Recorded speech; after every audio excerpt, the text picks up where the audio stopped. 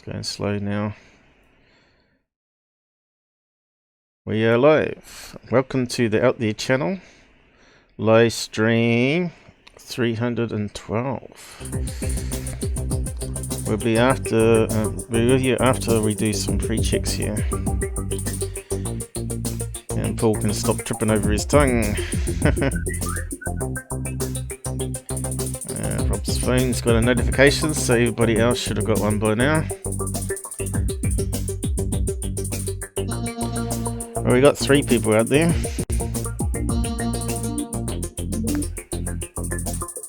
Now, did I hear a strange click sound then? Oh, there's everybody today. Sounds alright this end. Although it's a wee bit loud, I think, in the headset. There we go.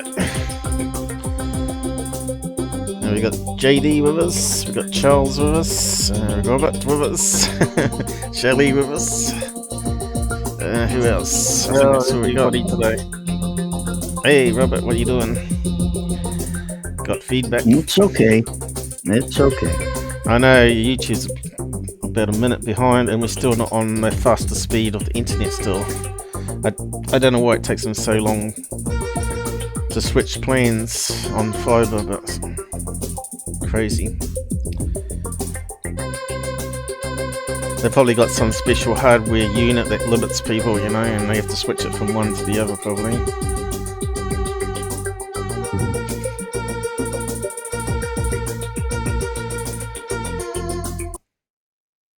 So where's these lurking men in black or the women in black? Woman in black? Yeah, there's a woman in black too. Not a woman, but maybe. There might be aliens in black too. Good to be back. I think we've lost the... Let's go back to the menu now. I missed to read out the good to be back. Okay, be civil on the side, guys. You know about the rules now, most of you. No hardcore swearing. They got moderators that will give you warnings and timeouts. No trolling, no self-promotions. And no speaking lots about your personal life on the side chat. That's what Discord's for in the after show and middle of the week. Get on Discord if you want to tell everybody how you are. The main players on the side chat are generally on Discord now. We even got Charles on there. How about that? It only took, what, 6 months? And now he can cut and paste links, so that took a wee while too to figure out. Now we just have to get him on Jitsi. But who knows, he could be my co-host for Saturday if he wants to join me to debunk stuff. Well, I shouldn't use that word. Analyze stuff. Yep. Okay, so we got Robert with us today. So what are we doing today and why were you cut off last week? And you can explain that to everybody. I don't know, I think it was probably the best thing I did get cut off because I couldn't keep my eyes open. Oh dear. Yeah, well, I went for an afternoon nap. I had a Valium to help me get to sleep. I only planned on getting like 4 hours, and I slept through my alarm. Nearly slept through your phone call, and then I just couldn't wake up. And the thing is, Valium, I used to have them years ago, and my mate gave me one because he gave me 4 actually. Because I told him I was having sleeping problems. So the thing is, they were 10 milligram. The ones I used to have, I don't think they were that dose, you know. So I took one of them, slept lovely, but I just couldn't wake up again. Yep. Totally couldn't wake up. Sounds a bit like Tramadol when it hits you. Yeah.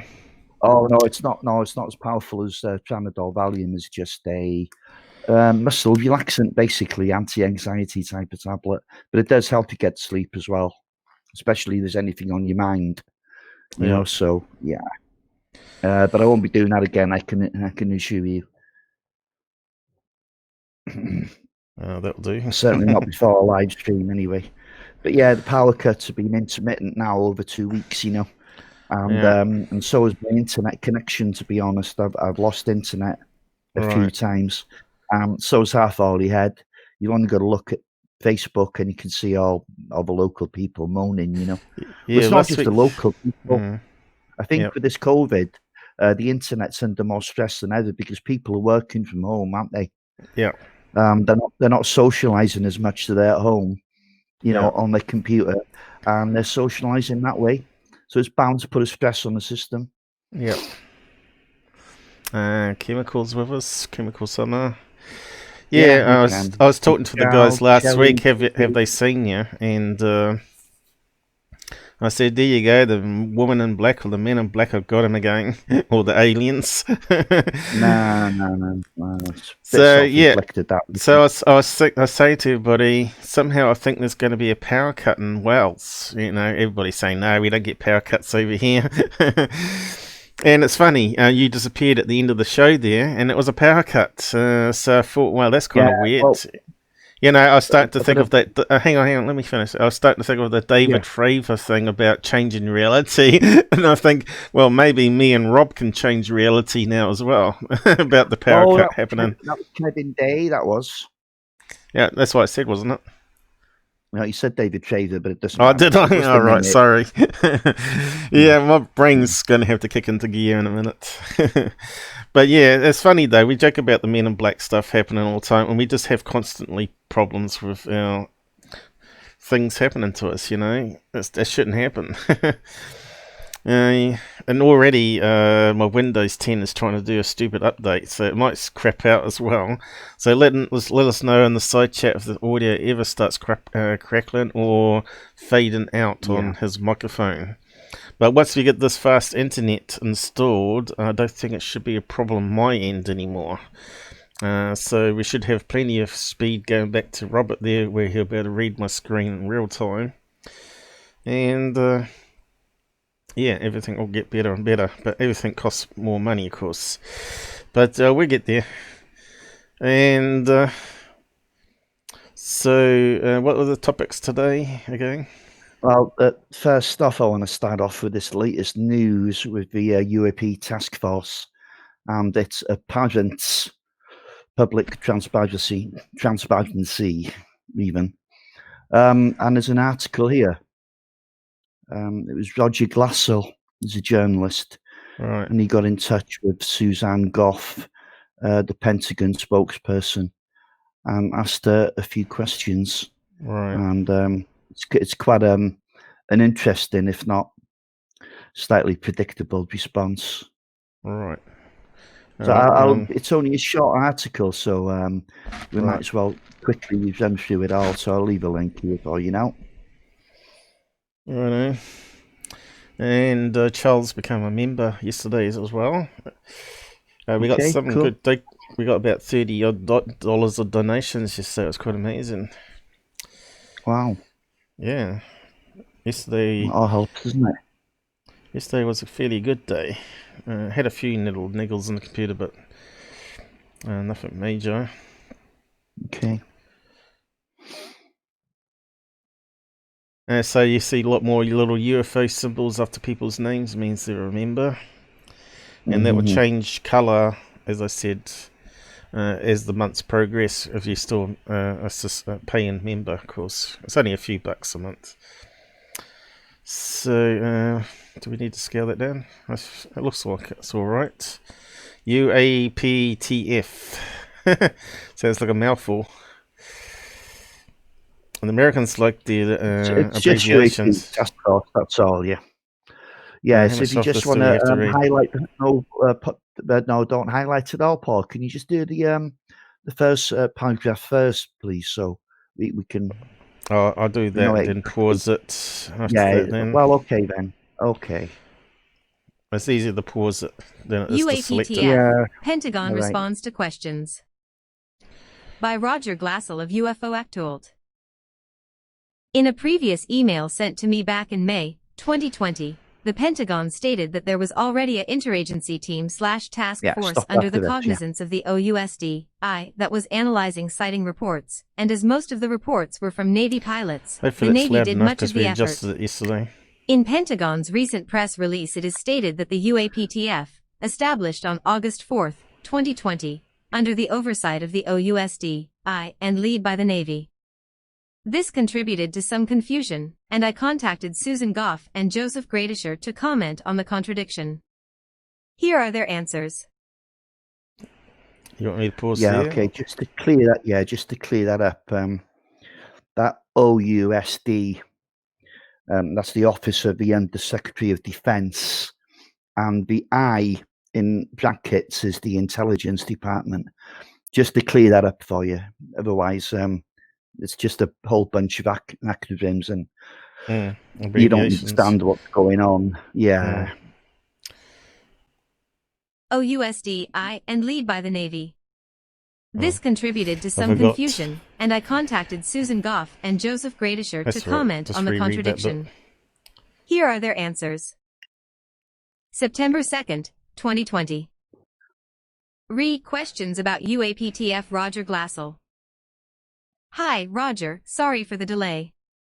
Here are our responses to your questions, including your latest.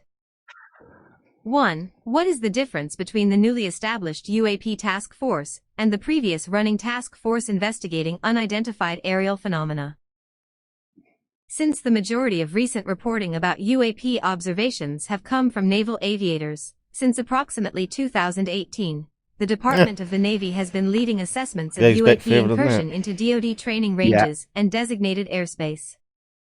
Over the last year, DoD undertook efforts to formalize the good work done by the Navy for DoD. This effort was an informal task force that I referenced to you earlier. Deputy Secretary Norquist approved the formal establishment of the UAPTF on August 4, 2020. 2. Why did the OSD/OUSD decide to establish a new UAP task force superseding the previous task force investigating unidentified aerial phenomena? The task force was established to meet congressional guidance, including the report directed by the Senate Select Committee on Intelligence. Over the last year, DoD undertook efforts to formalize the good work done by the Navy for DoD in leading assessments of UAP incursions into DoD training ranges and designated airspace. Deputy Secretary Norquist approved the establishment of the UAPTF on August 4, 2020. 3. As the OUSDI was also the cognizant authority for the previous UAP Interagency Task Force, was this the task force that former OUSDI employee Mr. Luis Elizondo was providing coordination and professional connections/liaison for? No. Luis Elizondo departed DoD in 2017. Yes, I got Yeah, that. so you see, TTSA has nothing to do with this whatsoever now. It's out of their hands now.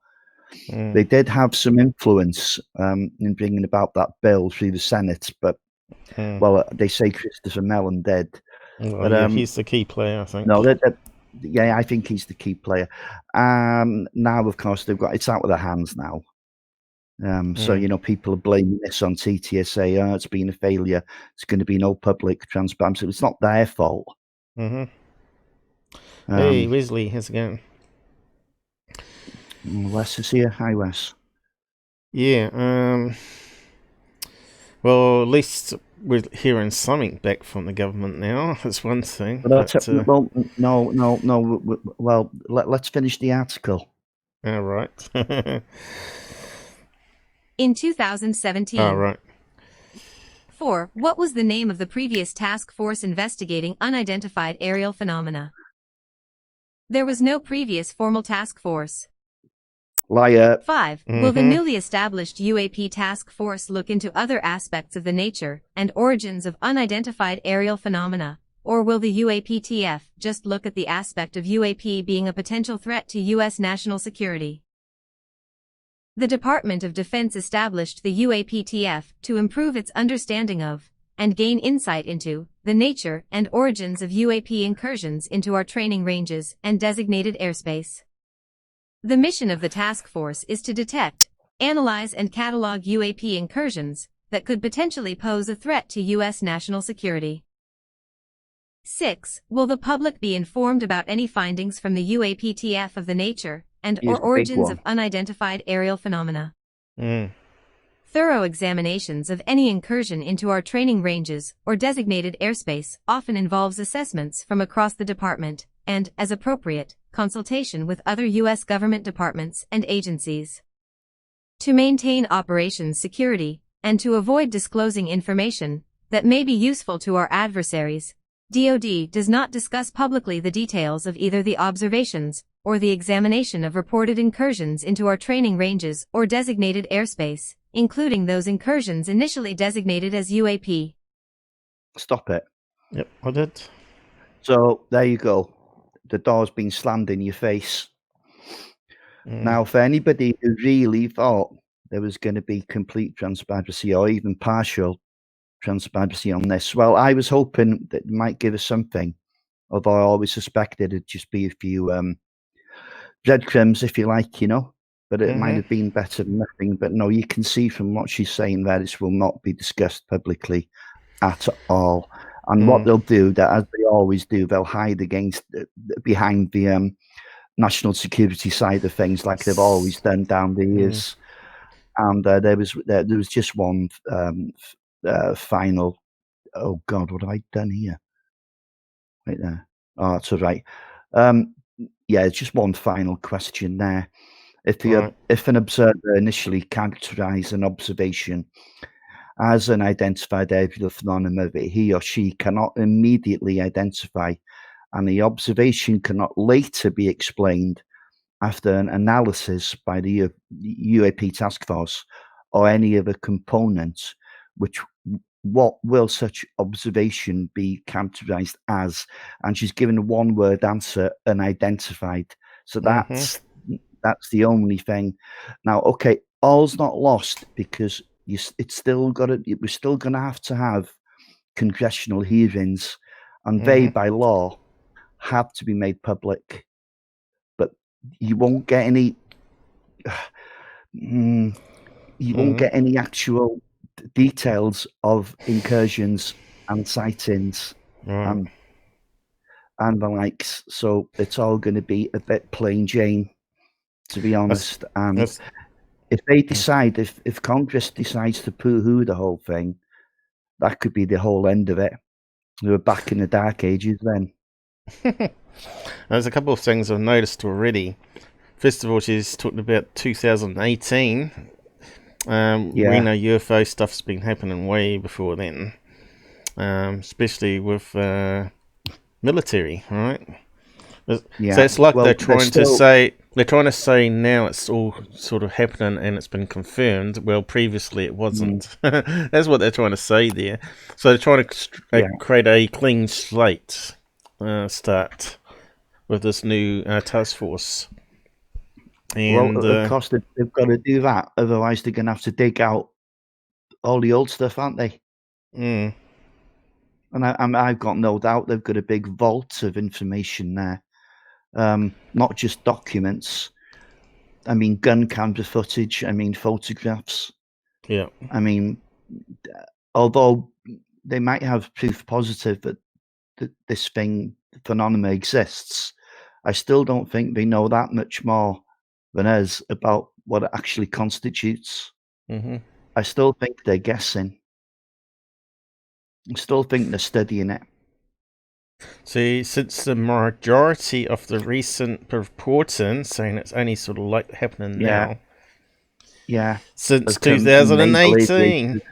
That's just bullshit. And okay, why only naval aviators? Why not the Air Force itself? They've gone quiet, haven't they? They're not saying anything. That's right. And they haven't done. I mean, it's the Navy that's been the most upfront of all these agencies so far. There was another little thing in there as well, where she mentioned that if required, the sightings will be assessed by multiple parts of the government and intelligence agencies, government departments and agencies. So they're yeah, saying the task force was set up to meet congressional guidance. So what was ATIP set up by then? Obviously not to meet well, ATIP congressional. officially ended in 2012, but the Pentagon are denying that had anything to do with UFOs at all.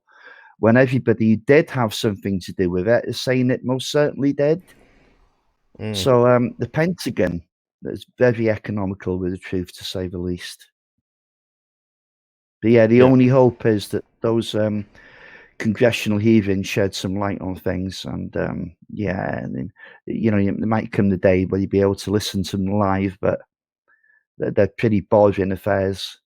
I don't know that much about American politics, but I took a little look into it this week, and so that's the only hope that we have. But no, we're not going to be discussing cases, and there's going to be no witnesses coming forward.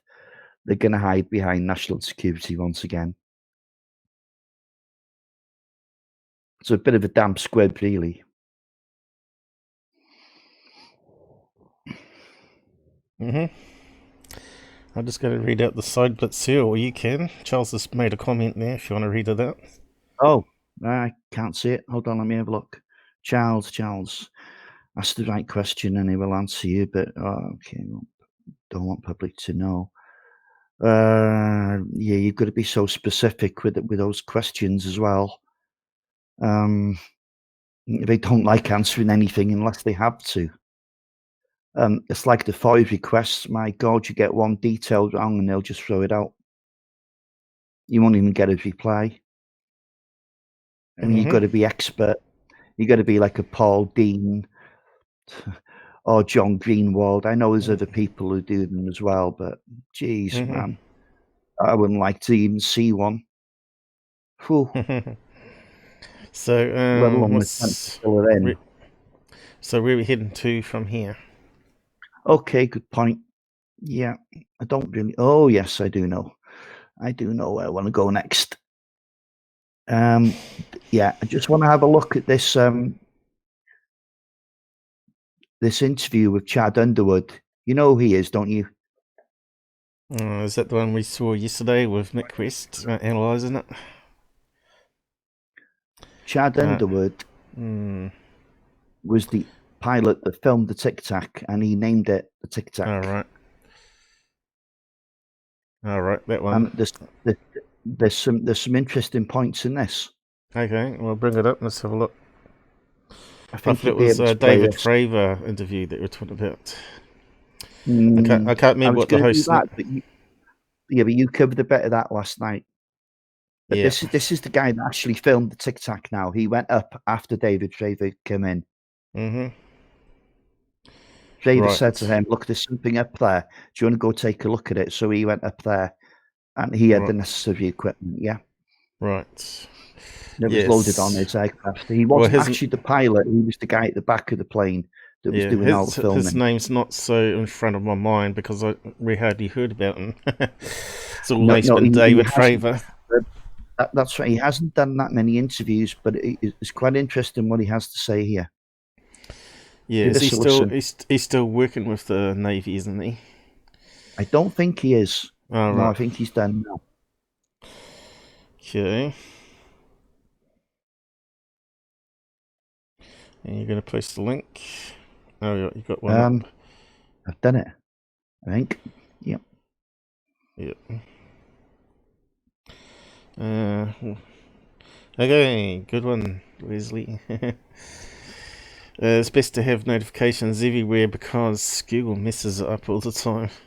I was just saying that I'm on Gab now, which is like a Facebook alternative without censorship. And I've got a Facebook group there, and it's already got 3 new members, so we'll see how well it goes. It's like a fresh new start, really, to social media. Although the code needs more working. It'll gradually get there, I think. The guy needs funding, like everybody, to be able to hire people to code for him, I suppose. Alright, so we got UFO Tic Tac Chad Underwood. Who's doing this one? Gas Mask. Never heard of him. Yeah, and I've got a little problem with YouTube here. Just need to drop in and out. Okay, you sound alright our end though. Clearer than normal, like everybody. Let me go. You just have to mute it as we get Yeah. 1 minute feedback here. So we'll just play it from how many minutes on this? You can go from the beginning. My name is Chad Underwood. My call sign is Nuts. I was Okay. on USS. Oh, hang on. And then I'll just 4, get the I was audio with right. The Black Aces of VFA 41 serving under Dave Sex Fravor. I filmed the Tic Tac clear video. I wanted to bring every single mode and zoom that the clear is capable of. Yeah, I'll just repeat How's that sounding, guys? My name is Chad Underwood. My call sign is Nuts.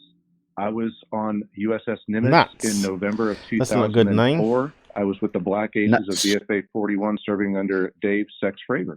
I filmed the Tic Tac clear video.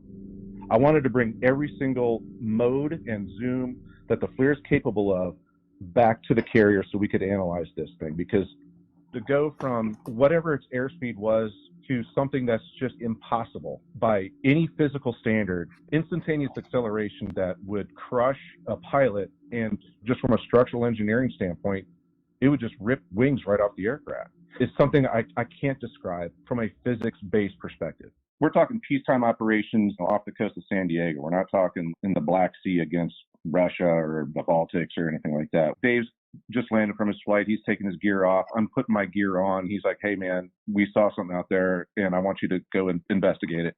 Put your tapes on. Dave did not have a FLIR pod on his aircraft, and he knew that I did. We were going to go operate in the same piece of sky that they just came from. So go launch on the mission, go out to do some intercepts, hone our skills. And then when we got up there, you kind of do your checks, making sure that all your squawks are all accurate, and you're going to report to this cap location, and this is where you're going to conduct your portion of the exercise. And that's when we got a vector from the Princeton saying, hey, investigate target on this bearing and range. Lo and behold, you get a blip on the radar. Once I got the FLIR lock, that's not an aircraft. Aircraft have very, very specific infrared signatures that show up on your FLIR pod. You cannot mistake it. Whether it's a 737, another F-18, or an enemy aircraft, there are key features that on that infrared extra pod blurry, that identify it as an aircraft. At this point, I'm ruling out what I know it's not. I'm looking at it with essentially a $6 million camera, an infrared camera. This is not conventional aircraft of a U.S. military. It's not a civilian airliner. It's certainly not a bird. It's not a helicopter. I've pretty much seen anything that's either on the surface or in the air. I've seen enough to know what things are and what things aren't. I'm close enough to the object that I should be able to even tell whether it's a military aircraft versus a civilian aircraft. I should be able to tell that by the features that you would normally and typically see. There should be no doubt. Any aircraft of any type, whether we're talking a helicopter or a fixed-wing aircraft of a fighter or commercial, you should be able to see a tail. You should be able to see wings. You should see the exhaust plume. Those should be very, very obvious on a FLIR pod. Depends how the far infrared away portion it of is. that is just looking for heat contrast between a target and its background. I was not seeing any of those features. Yeah, we're seeing footage already where you can't see the wings. Because that's just nothing but heat.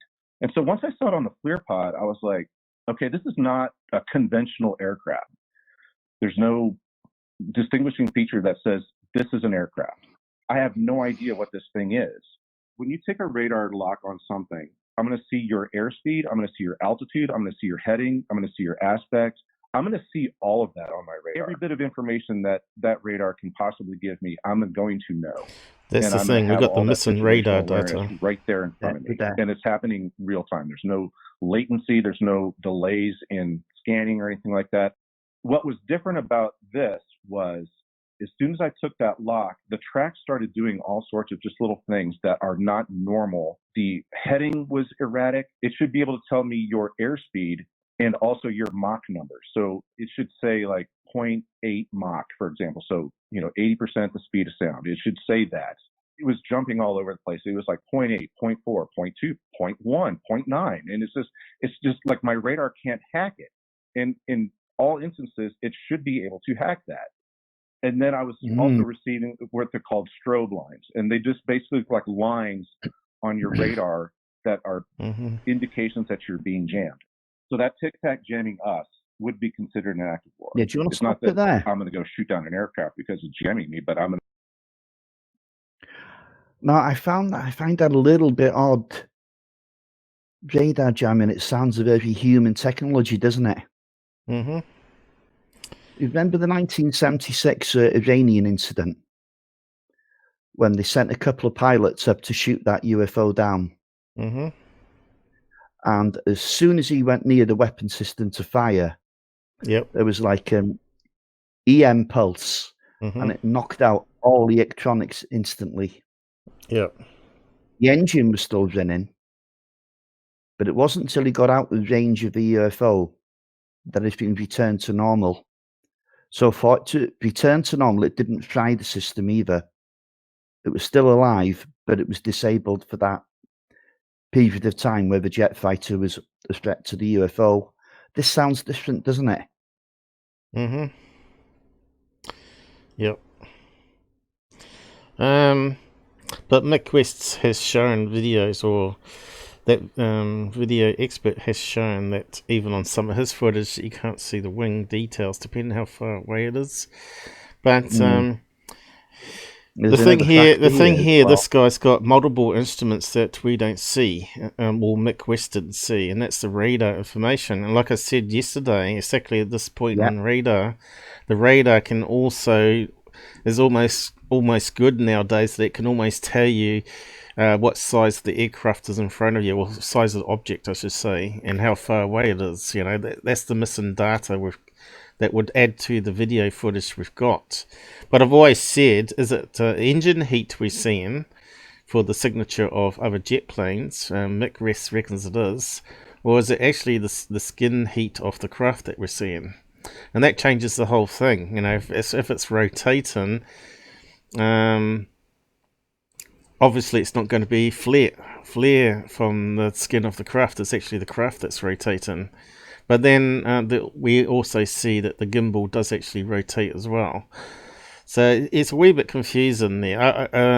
Personally, I would have liked to see also a side-by-side of regular HD footage with the radar information as well as the thermal information, and then you would have a complete picture of what the pilots were seeing. But we don't have that information still.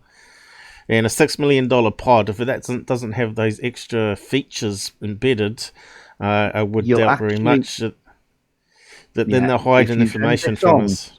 You'll get the answer to that. Sorry, we talked over each other then. What did you say? Okay, so my fault. Yeah. If you just roll this video on, you'll get the answer to that. There was more than one mode on that camera, I can tell you. Yeah.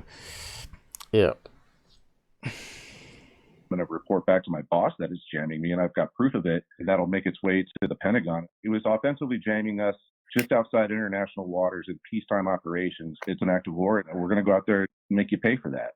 It does have consequences. However, that plays itself out. And that's where I was like, okay, this is something different. I was like, okay, I've got a FLIR lock.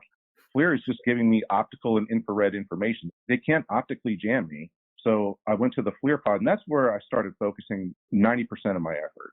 Mainly, I'm just trying to get all this shit on tape, bring back as much video evidence to our intelligence folks. Say, well, why didn't you go to narrow field of view? Why didn't you go to super narrow? Why didn't you go to why didn't you go to TV mode versus I didn't want any of those questions to be asked me when I went to the intelligence center. So I started zooming in. Yeah, but who wants TV? We want HD mode.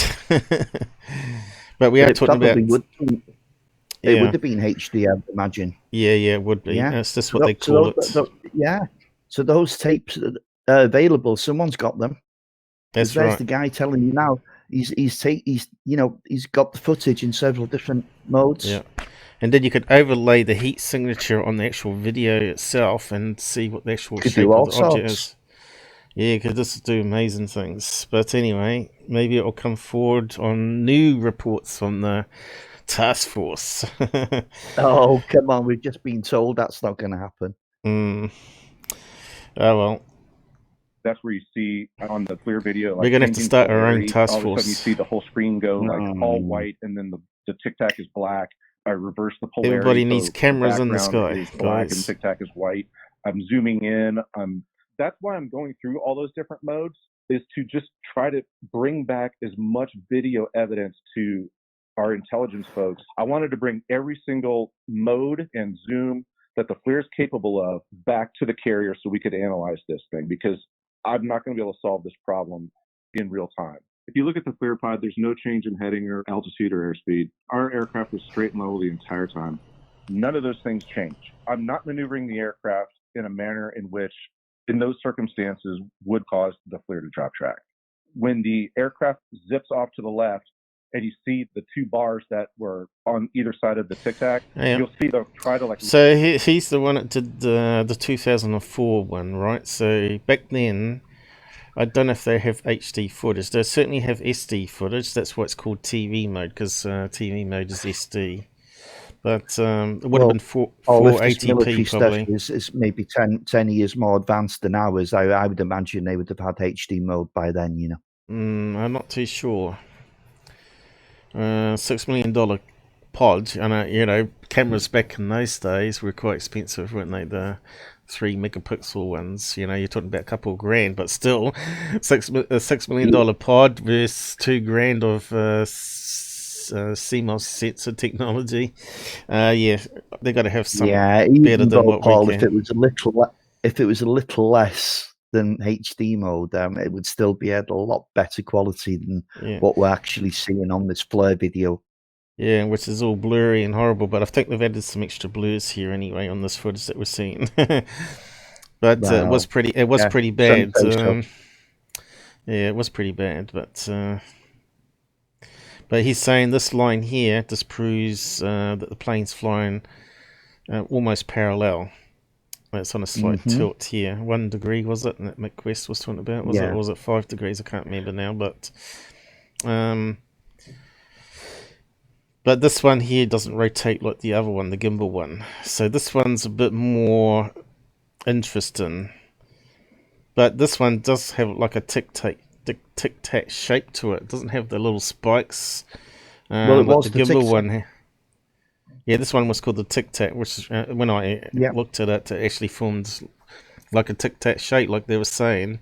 Didn't have the spikes like the other one, and didn't have the same sort of curvature and sort of the same heat signature that other planes give out.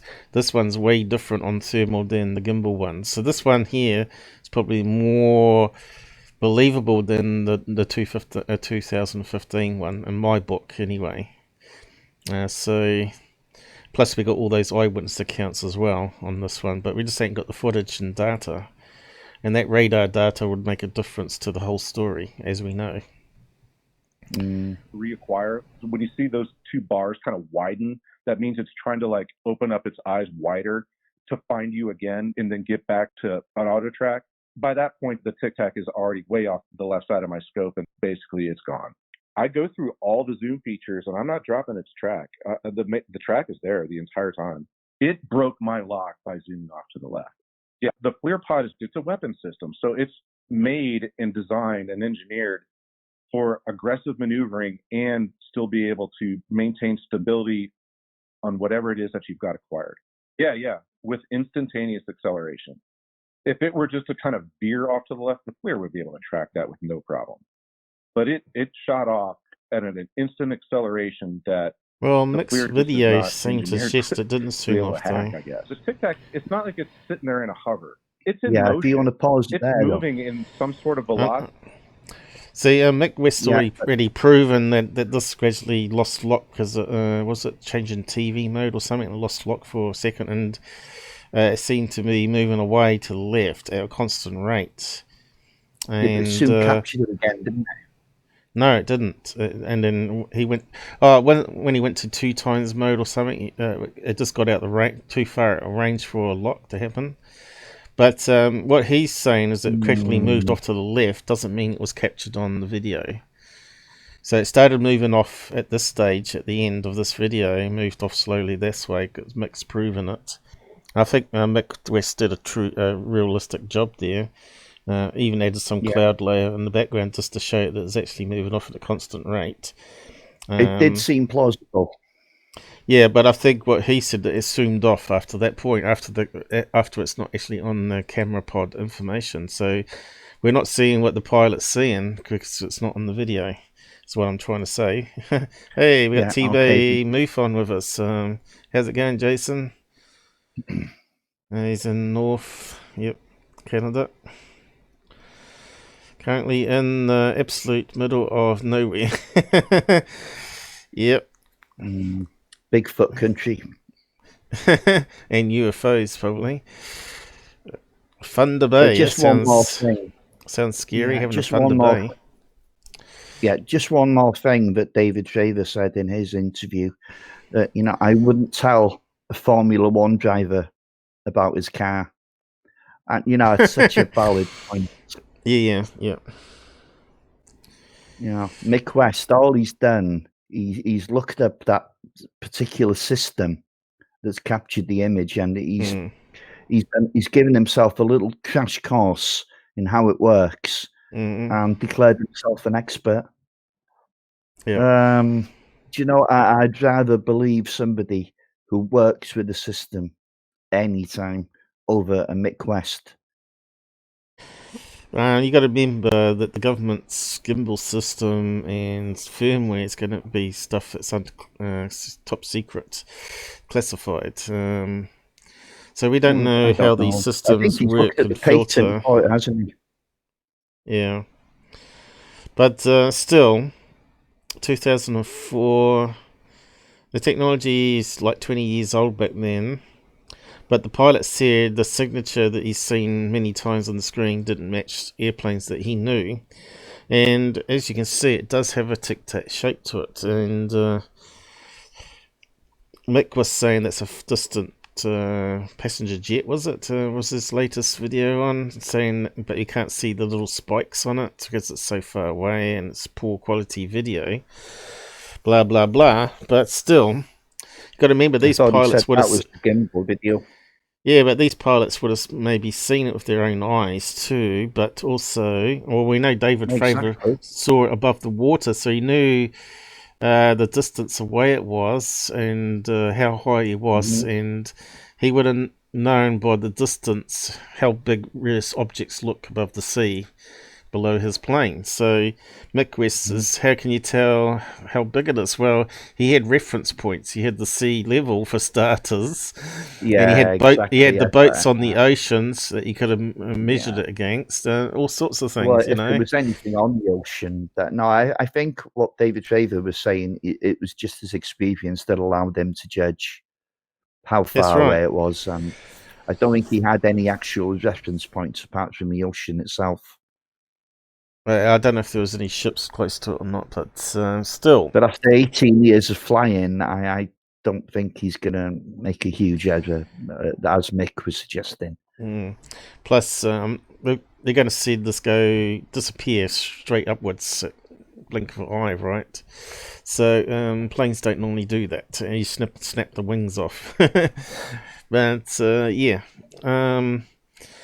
2004 is the more believable one compared to the 2015 ones. So Mick West analysed most of the 2015 one because it was better quality, but this one's so crap. Yeah, the gimbal video, yeah. I don't know. A lot of people find that a bit more strange than the tic tac. I don't know.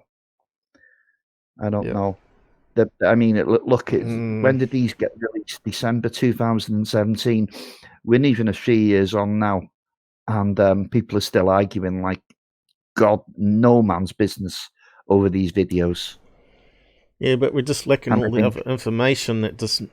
Yeah, I know, Paul, but we're not going to get it. You keep whinging about that. I'm whinging about it too, but you can't keep waiting for that to come. Because it's just not happening. Yeah, We're not going to get any more. The missing data comes in the form of eyewitness accounts from the pilots, and that's what I'm trying to say. Yeah, here, okay. Oh, yeah, certainly we may get more people coming forward in the future. I think that's without question. Anyway, we'll finish off this last chat here. Sure. Yeah. Well, I popped to the toilet. To go from whatever its airspeed was at the time to something that's just impossible by any physical standard is something I can't describe from a physics-based perspective. I can't do it.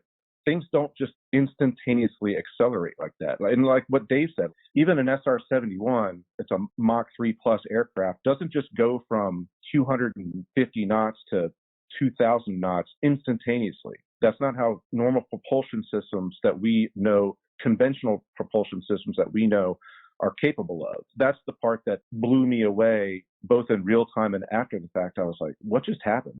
It just, bam, just went away. You know, it just zipped off. Instantaneous acceleration that would crush a pilot, and just from a structural engineering standpoint, it would just rip wings right off the aircraft. If it indeed had it. That's the part that I took away from the whole experience, was that moment where it just zipped off. That was my kind of weirded out moment. I was trying to find it and reacquire and asking the Prince, I'm like, hey, where'd that thing go? And there was like, you know, negative radar contact, which means their radar scope's clean as well. My radar's got a certain scan volume, and my FLIR for that matter. Once it flies out of that field of view, let's just call it plus or minus 70 degrees of my nose, that I'm going to have to maneuver the aircraft towards the direction that that thing went and try to reacquire it on my sensors, because I don't have 360 degrees worth of radar scan in my aircraft. The Princeton does. It can look in all directions and figure out where things are, and it can give me a vector, say, hey, just back behind you. So that way I could turn around and get all my sensors back in that sector. I saw it shoot off to the left, and then I started to maneuver the aircraft to the left and try to reacquire it. There was nothing there. It wasn't for a lack of effort. I was trying to reacquire the thing, but that was it. By that point, I've had a whole bunch of combat missions. I've seen a lot of shit. I've been shot at. I've dropped bombs, shot missiles at enemy targets. I know what shit looks like in the air and on the ground at daytime, nighttime. This was happening in the mid-afternoon on a very benign peacetime kind of day. There's no question that... Good image of it here. Although it does seem almost tear-shaped there, doesn't it? So it's kind of strange. But then, is it... maybe it is a tear-shape like Shelley saw with her sighting back in... what was it now? The 70s, was it? So, yeah. Definitely looks like what she called the oyster shape there. But when I've seen it on other footage, it looked almost tic tac shaped. So it does. Maybe it can actually maybe we're looking at the skin here, not the heat of the engine, and it actually can change more to a pointy nose for traveling faster to the left, right? Oh, I doubt that. Why would it need aerodynamics? Doesn't seem to perform that way, does it? Didn't have wings, didn't have a tail, didn't have a nose cone. I don't see why it has to change shape for aerodynamics. Well, it zoomed off. It zoomed off after this point. No, it zoomed off after this point. That's far out, mate. That's too far out for me. Not really. It's like it's like the Concorde putting up the nose before it goes supersonic, right? Flies at normal speed, and then the cone goes up. No. It may be. That's our test all. Yeah, it might be putting out a... Hang on. If we've seen the patents about putting out a force field around the craft, the shape of the craft does change the shape of the force field. And also the wind pressure and the sea pressure. It might go to a pointy nose thing to go into less of a speed once it goes into the sea. And it might zoom down and whatnot. But yeah, what I'm saying here... could I just say my bit? If you've got a field around the craft, yeah, that dispels inertia, why do you need to change its shape?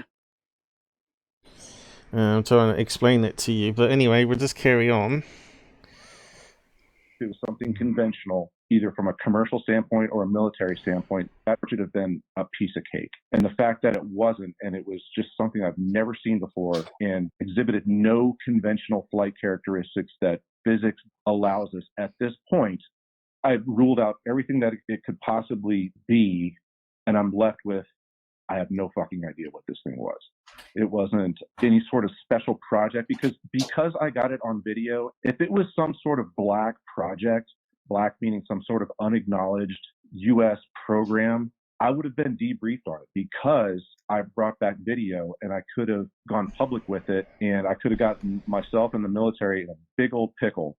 Yeah, so here is a different shape, you see. Oh, that is too blurred on the edges for me to make out any particular shape. It's just, there's no clean lines there. Projects, and it's changing all the time. See, before where I've look now. See, looks look more of a UFO shape there. Seen something that there's the tic tac shape there, you see. Yeah, but even then, there's a slight tier shape to it. You know, if you wanted to be picky, shouldn't have. And I've gotten debriefs saying, "Hey, this is a secret, unacknowledged program that you witnessed or you got video of." You talk to a person from some 3-letter agency, you sign an NDA, and you'll never speak of this again. That never happened. And if it was some sort of black U.S. project, I would have been. Still a tear shape there, you're saying. Maybe it's not a tic tac, maybe it's a tear shape, maybe they all got it wrong, but did they see it with their own eyes? Oh, come on, Paul, they've seen it. They've seen it with their own eyes, you know that. Whatever the project name is, I think we're kind of in the right place at the right time for this stuff to be talked about, especially confirmed. Yeah, that's great, Charles. That's what I'm thinking. Didn't that change shape before it's zoomed off? That are out there, whether it be commercial pilots, have to watch that movie again. Especially when we have the technology off the to navigator, bring back video and eyewitness accounts from guys that are flying fighters whose brains work on a very finely tuned level. When we bring this back to the carrier as a story, it's worth listening to. They've been confirmed as unidentified, or whatever the new term is, UAPs or whatever. It's not like we go out there looking for this shit, but when you find something, it gets your attention. I was at the right place at the right time. I got the video, I brought it back, and here we are. Hey, it's done. Yeah, it's a good little interview, that. Yeah. It's nice to hear that, you know, someone other than David Shaver. Right. But I think everyone's getting confused between the different videos there and what Mick West is trying to say about glare. But he's trying to say it's a faraway jumbo jet, wasn't it, on one of his latest ones? Was this just sounds a bit nonsense to me, but... No, yeah, no. But to me, that did look like a tear-shaped UFO there, rather than a tic tac, so I don't know what that's about. It seems to be constantly changing its shape to me if you look at the whole thing in its entirety, you know. But as I said, like, it's just too blurry to make out. There's no clean lines. Yeah, we want the SD footage. Yep, that's what we need. So what are these guys saying? Could be tear-shaped, but created from the heat, leaving the back of it. Possible, but it seemed very symmetrical, didn't it? It didn't seem like a normal heat signature of a jet fighter, like that guy was saying. I think Chad he was said saying. There was no heat signature at all. Yeah. Hey, we got a new subscriber, Voodoo. How's it going? If you're out there, just say hi in the side chat, and everybody will welcome you. Yeah. So yeah. There's no reason why a UFO couldn't, you know, if it's got a skin that's able to be molded in flight, couldn't happen, right? It could change shape from a tic tac to a pointy nose, maybe just to go into water, to create a sort of like a forward field, stronger forward field, because water's going to be more resistance. And of course, gravity probably changes as well once you go into the thicker water, you know. But what I'm saying is, if you've got a field around the craft, which makes it immune to gravity, then it might as well be a square cardboard box, and it's still got it's got unlimited maneuverability and speed. Yeah, but the square box, I don't think we've ever seen a square box USO though.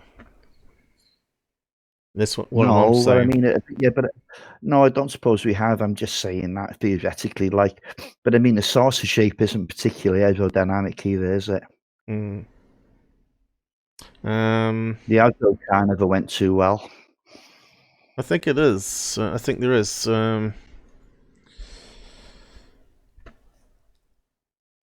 But again, we don't know if sources, once they leave the Earth's atmosphere, don't simply change into a different shape.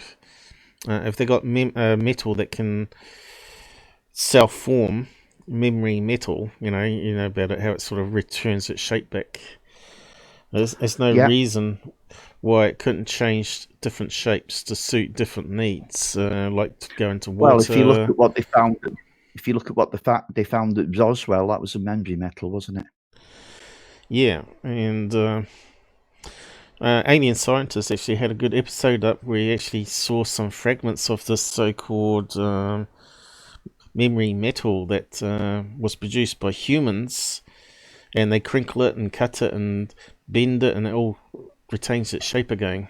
Bit like what you heard on all those reports. So whether it's reversed engineered or from a crash site or whether it was man-made, I don't know. What do you call it? It was on a recent video, and he had some video showing it, which was quite interesting. So go and dig up that video on Alien Scientist. Although I find him a bit hard to listen to because of his he speaks fast, or I don't know. It's just something about his voice that's a bit hard to follow all the time. Yeah, he tends to bumble on, doesn't he, without any set plan for his shows. But I quite like him. Well, yeah, he's got a lot of stuff whizzing around his head, and he's trying to percent it. But yeah, to percent stuff in lay terms is actually quite complex. You got to bring it down from a higher level down to a lower level so people can understand what you're talking about. But anyway, yeah, he kind of gets the middle at the front, the back in the middle, and what have you. It's it's kind of mad, but got to listen closely. Yeah, but yeah, that memory metal one he had on was actually quite good. Let's see if we can find it. Actually, maybe we could play a clip of his show. Just give him a promo. Yeah. Because now we're talking about skin of craft, right? Alien site. One of it will come up. I'll just try that. And don't waste too much time looking for it, though, Paul. Got quite a bit to go through, you know. Twitter's here, but YouTube, as you know, disappears. We can always find Twitter. Twitter was always like the first one. It always comes up. He's got like 90,000 followers, right? So type in YouTube after. There you go. Okay. Is that his channel there, though? Let's see what comes up with that one. No, you won't find it like that. No, it's too useless, Google. Channel and search like that. I haven't got a book link to his site, unfortunately. That's Ancient Aliens. That's too. What are you doing, Paul? Come on, never mind about that now. Just give us a chance, will you? Okay. It's damn useless, though, YouTube. You can just show us how they block people, right? If you type in Alien Scientist, right, and that's his name, you'd expect it to be on the first page. I'd just go straight to YouTube and search that way. Alien Scientist, that's got to be him, right? Or is it the Alien Scientist? Oh, is that him? That's Jesse Marcel. In 2008, is that his channel? It is his channel, isn't it? That's him. I think it is. Is that his icon? I can't remember now. Yeah, I think it is. I don't even know what that icon's meant to be. Is it chemtrails or something? Let's see. No. Yeah, here we go. Roswell Memory Fall. Let's have a quick look at this one. I'll give you a link to it any minute. We've been looking for and trying to figure out to put this whole piece of the puzzle together. Okay, let's see. Well, I think this is the video that he's playing here. All they're finding is tinfoil, because I've talked to hey, let me just go back a wee bit. Research that's been done. Very quiet video, though. It's the material has to cool really fast at a really high rate of speed, and have this. You can see the phase diagram for how to produce it in this one document right here. Yeah, this one on metallic glass from the University of. So it's called metallic glass. right here, they show this graph, which was from Caltech, and that link is right here to the Caltech study. All the stuff's in the links he doesn't present like below. I do, you see. This is a So you problem. guys can check out some of this stuff and read about it. But basically talks about the elastic limit and the strength. And these glass alloys have really high elastic limit and really high strength. So this is like the exact type of material that you'd want to use for you know, the coating on a spacecraft, because it's super flexible and super durable. So if it gets hit by micrometeorites, it'll repair itself. There's a lot of itself. theories on what this material was and what part it played in the ship, and why there was so much of that foil material around. Was it like a giant airbag? You know, did this ship just deploy this airbag right before it crashed? You know, to kind of cushion or soften the landing, and it was torn apart, and that's what was strewn all across. I've never heard that explanation before. That's quite a good one. That it's magnetic, it's ferromagnetic, so it can be picked up with a magnet. Look at this, so full. I don't imagine it would have been too hard for them to go and clean up that debris field and do a very good, thorough job of cleaning up all that material if it's magnetic, because all they'd have to do is drag a bunch of magnets across the field, and they'd pick it all up, and there'd be nothing left. So good luck to all those archaeological digs and all the people out there finding stuff, and all they're finding is tinfoil, because I've talked to Clifford Mahudi, and I've seen that video that someone posted by that other guy. I posted it recently on Twitter, by another guy who's got a bunch of artifacts. He goes out to the Roswell site and digs up stuff trying to find, you know, find that memory foil. But if it's metallic glass, it's all gone. They picked it up with a magnet, and they would have easily cleaned that whole site up real thoroughly. So there's no wonder that it's not around. But you guys can check this out. Oh man, I can't. Yeah, we get that problem too. I'm trying to play back the video. Maybe it's blocking me from doing this because it knows I'm live streaming. Oh, there we go. So he talks about tinfoil. You know, it wasn't tinfoil. It wasn't mylar. It wasn't a weather balloon. Also, like that material stretched for like a huge area. He said he loaded a cart of it, and there was still more material. I loaded a whole cart. They had several truckloads it took to like clean it all. That was not a weather balloon. If it was like a whole fleet of weather balloons, because there's no way one weather balloon from Project Mogul could have left that much material. Yeah, this metallic glass, I've never seen anything. I've been looking for a material like this. I'm like, this is what they described. See how springy it is? Look at this. Rural farmers in Roswell, New Mexico, who described these materials that did not exist or should not have existed back then. If they existed, then who made them, and where did they come from? And the more important question of where did they go when they left Roswell? Very, all very intriguing questions.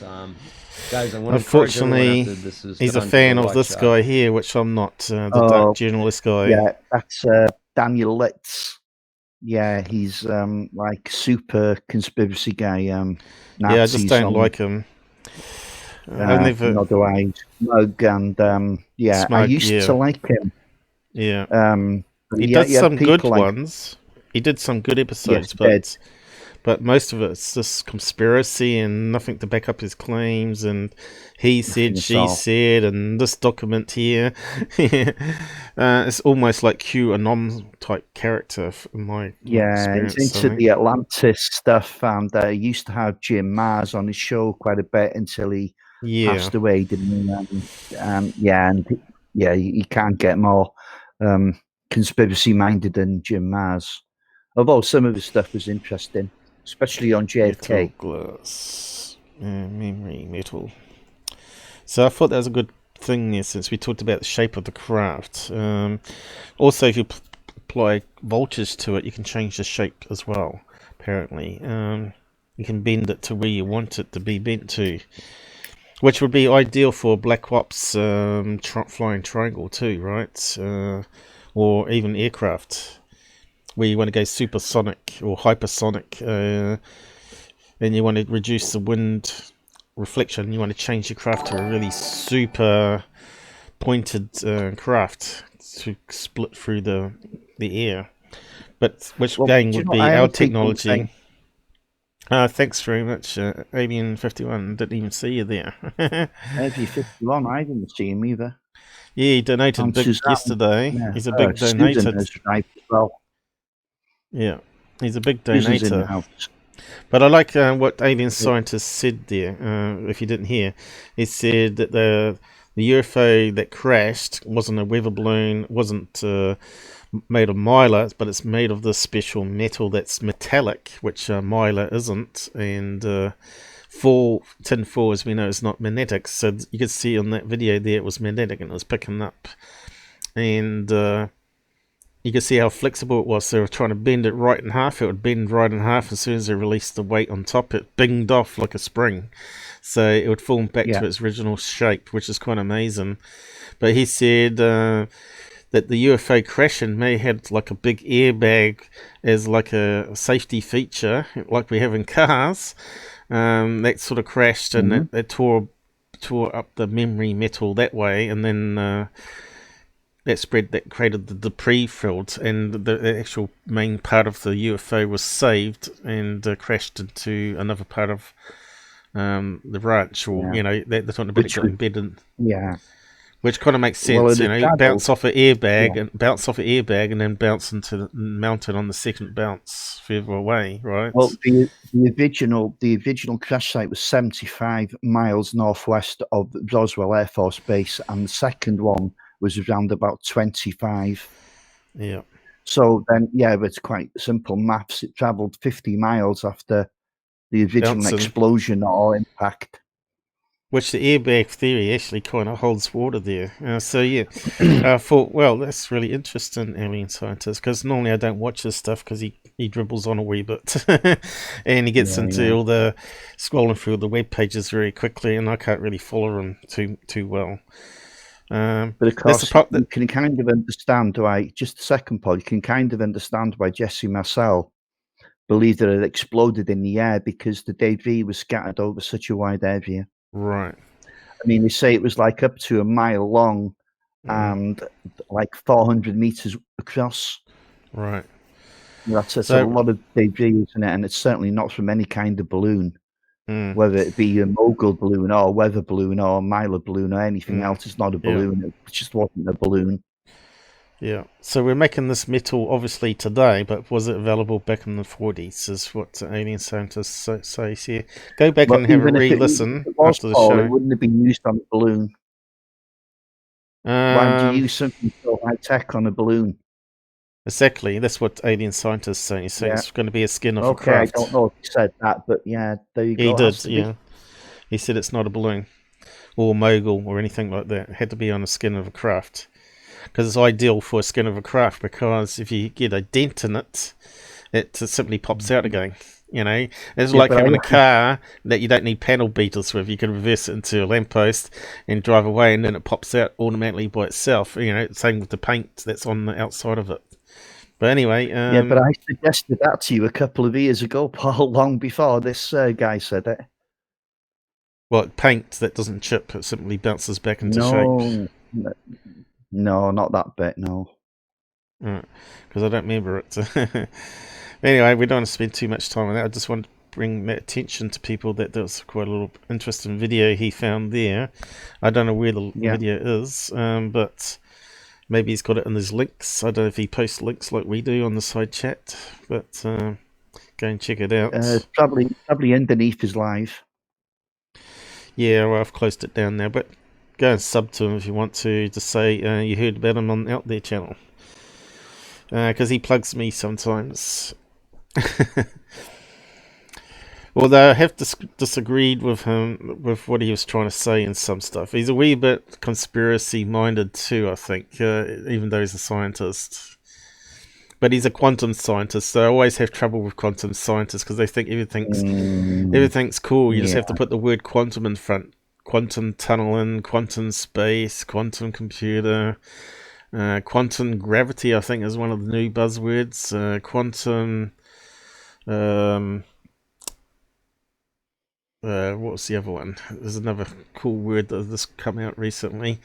Quantum field effect and all that sort of stuff, But to me, yes, you can call it whatever you want, but it might still have another alternative explanation to being just some spooky, crazy quantum stuff that's happening. It might be something Einstein would maybe have a bit of trouble understanding even, you know, today. But and certainly Tesla wouldn't agree with a lot of the stuff that the modern scientists are saying. But he was like a doer rather than a theorizer, and a lot of these scientists nowadays are theorizers and mathematicians, and they think maths proves everything, but it doesn't. Tesla was like the real hardware hack scientist, you know. Let's try doing this and see what happens, you know, and discover new things that way. But well, the thing is with quantum, if you've got Y and Z, but you need X, you just make a theoretical X and see how it works. Well, that's exactly it. You know, you make up the Big Bang Theory. Oh, everything's expanding away to it. It's got to be that we come from explosion, which they call it the quantum expansion or whatever. But it doesn't have to be. It just means that maybe our universe is like a big sphere and it's expanded just like gas inside it, and we're just seeing it from our point of view, you know, which might be bending light to look like it's coming in straight lines, but actually it's coming through the ball itself.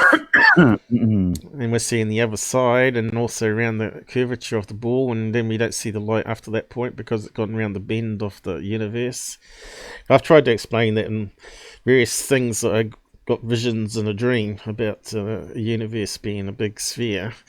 And there's actually multiple spheres out there where they sort of collide together and create multi-universe effects where they branch into our ones. That's what I was trying to say. So I can come up with theories too, but proving it is another thing, right? So what's the next topic? David Fravor, was it, after this one? No. You're not going to do David Fravor now? I think we proved that point on that one, you know, because the only bit that was of interest to me was what Chad Underwood was saying in the that quick interview that we just seen earlier. I'll have to change the title. I might have to change Fravor to Chad instead in the title. Well, yeah, I didn't know that you were going to do that interview last night. You see, so that's why you got to follow me. Well, it was too late already. Yeah, but you should have told me what you were doing, so I'd have known then, wouldn't I? But it doesn't matter. It doesn't take 5 minutes to have a look at my description and skim through it, Rob. Anyway, but I did look at it, but I didn't see David Fravor interview in there. Doesn't matter, not a problem. I said Mick West with Fravor, but I didn't say it was an interview. But obviously it's going to be because I didn't see that. But you want to move on to these so-called apparent alien horse mutilations. Yeah, there goes the ads, by the way, good people. No ads on this one today. Why? Anytime they got mutilation, once it detects mutilation, you'll never get ads on your video. Oh dear. Okay. That's why I sort of worded it even slightly on the description. Depends what sort of images you're going to put up. Is it something like this one here? Shit. This stupid site keeps doing that. I had it all queued up too. Block deafness access, but let me just see if I can find it again. Was it Skippy or something? The horse? Does that seem to ring a bell? Skippy. I think it was Skippy the horse. Skippy the kangaroo. Well, they're not. They're not mutilating kangaroos. Let me see if I can find it again. This one goes to a different page and it won't allow us to go back. No. It's working now. Skinny Bob. No. Still detecting, even though I've whitelisted it, still detecting. Yeah, well, it looks like I might have to search on it. This is a problem with these sites that sort of have code and it goes wrong. There was a horse.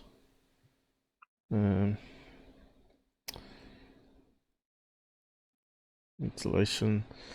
Let's see if I can find it. You need to put that more in full polygon images. Yeah. Mutilations in France. I'm trying to type it. There you Not go, France. Snippy. No, I was just going to type in this Yes. one. This one's actually in the USA, mate, not France. So that's why I'm asking you about it. You're on a different case then. Yeah, obviously there's one there. I'm not sure if that's Skippy. It could be. But it looks like some other one. Obviously horses are going to die naturally. I think it's called Skippy. Skippy, or something similar like that. Maybe because it skips in the field. Stupid thing to call a horse. Yeah, look, it's Colorado alien abduction case. They actually kept the skeleton and everything of it. Now here's a picture of it. That's the picture there. So I'm not sure if your one's going to get more gory than that, but looks like it got laser cut around the neck there, and all the skin and head's been removed. Yeah, but that's in Colorado, so I just thought we might come back to that one. Snippy. Oh, was it Skippy or Snippy? Snippy. Oh well. He said that. I known straight away. Mind you, I should have picked up.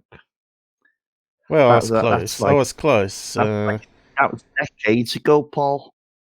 I'm talking. Yeah, but about I thought you were happened. going to be including that one today too. That's all. No. Well, it's relative to the France one, though, isn't it? What is it? How? Well, it's a horse mutilation, and it's a very strange looking one. And so they got the skeleton. It's in a museum now. Was that the first horse case? Maybe the first mutilation, strange one was a horse called Lady. That was about 40, 50 years ago as well. 50-year anniversary of it. What year was that then? 50 years of 2017. So that makes it 1967. So, yeah. So where's your link to go today then? I know I've given it to you. I know you have been having fun. I've given it to you a while ago. So... You're too busy making fun of me talking about this particular case in America, which I thought would be more interesting. I already left the link. I'm going to leave it again now, okay? So try and get it. I got it here. I'm not that far behind. I know you like to try and hassle me a bit, but... You're hassling yourself. Nah, you're hassling me. Come on.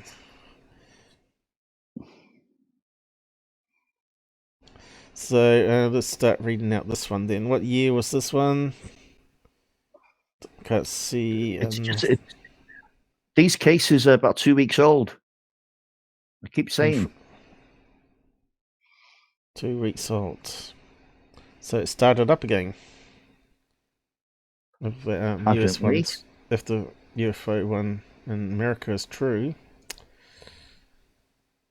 France's horses killed in mysterious ritual-like mutilations. By Elaine Ganley, Associated Press, August 29, 2020. France's horses killed in mysterious ritual-like mutilations. Paris, AP, armed with knives, some knowledge of their prey, and a large dose of cruelty. Attackers are going after horses and ponies in pastures across France in what may be ritual mutilations. That sounds like the rioters to me. Copyright provided by Associated Press. A horse stands in a box.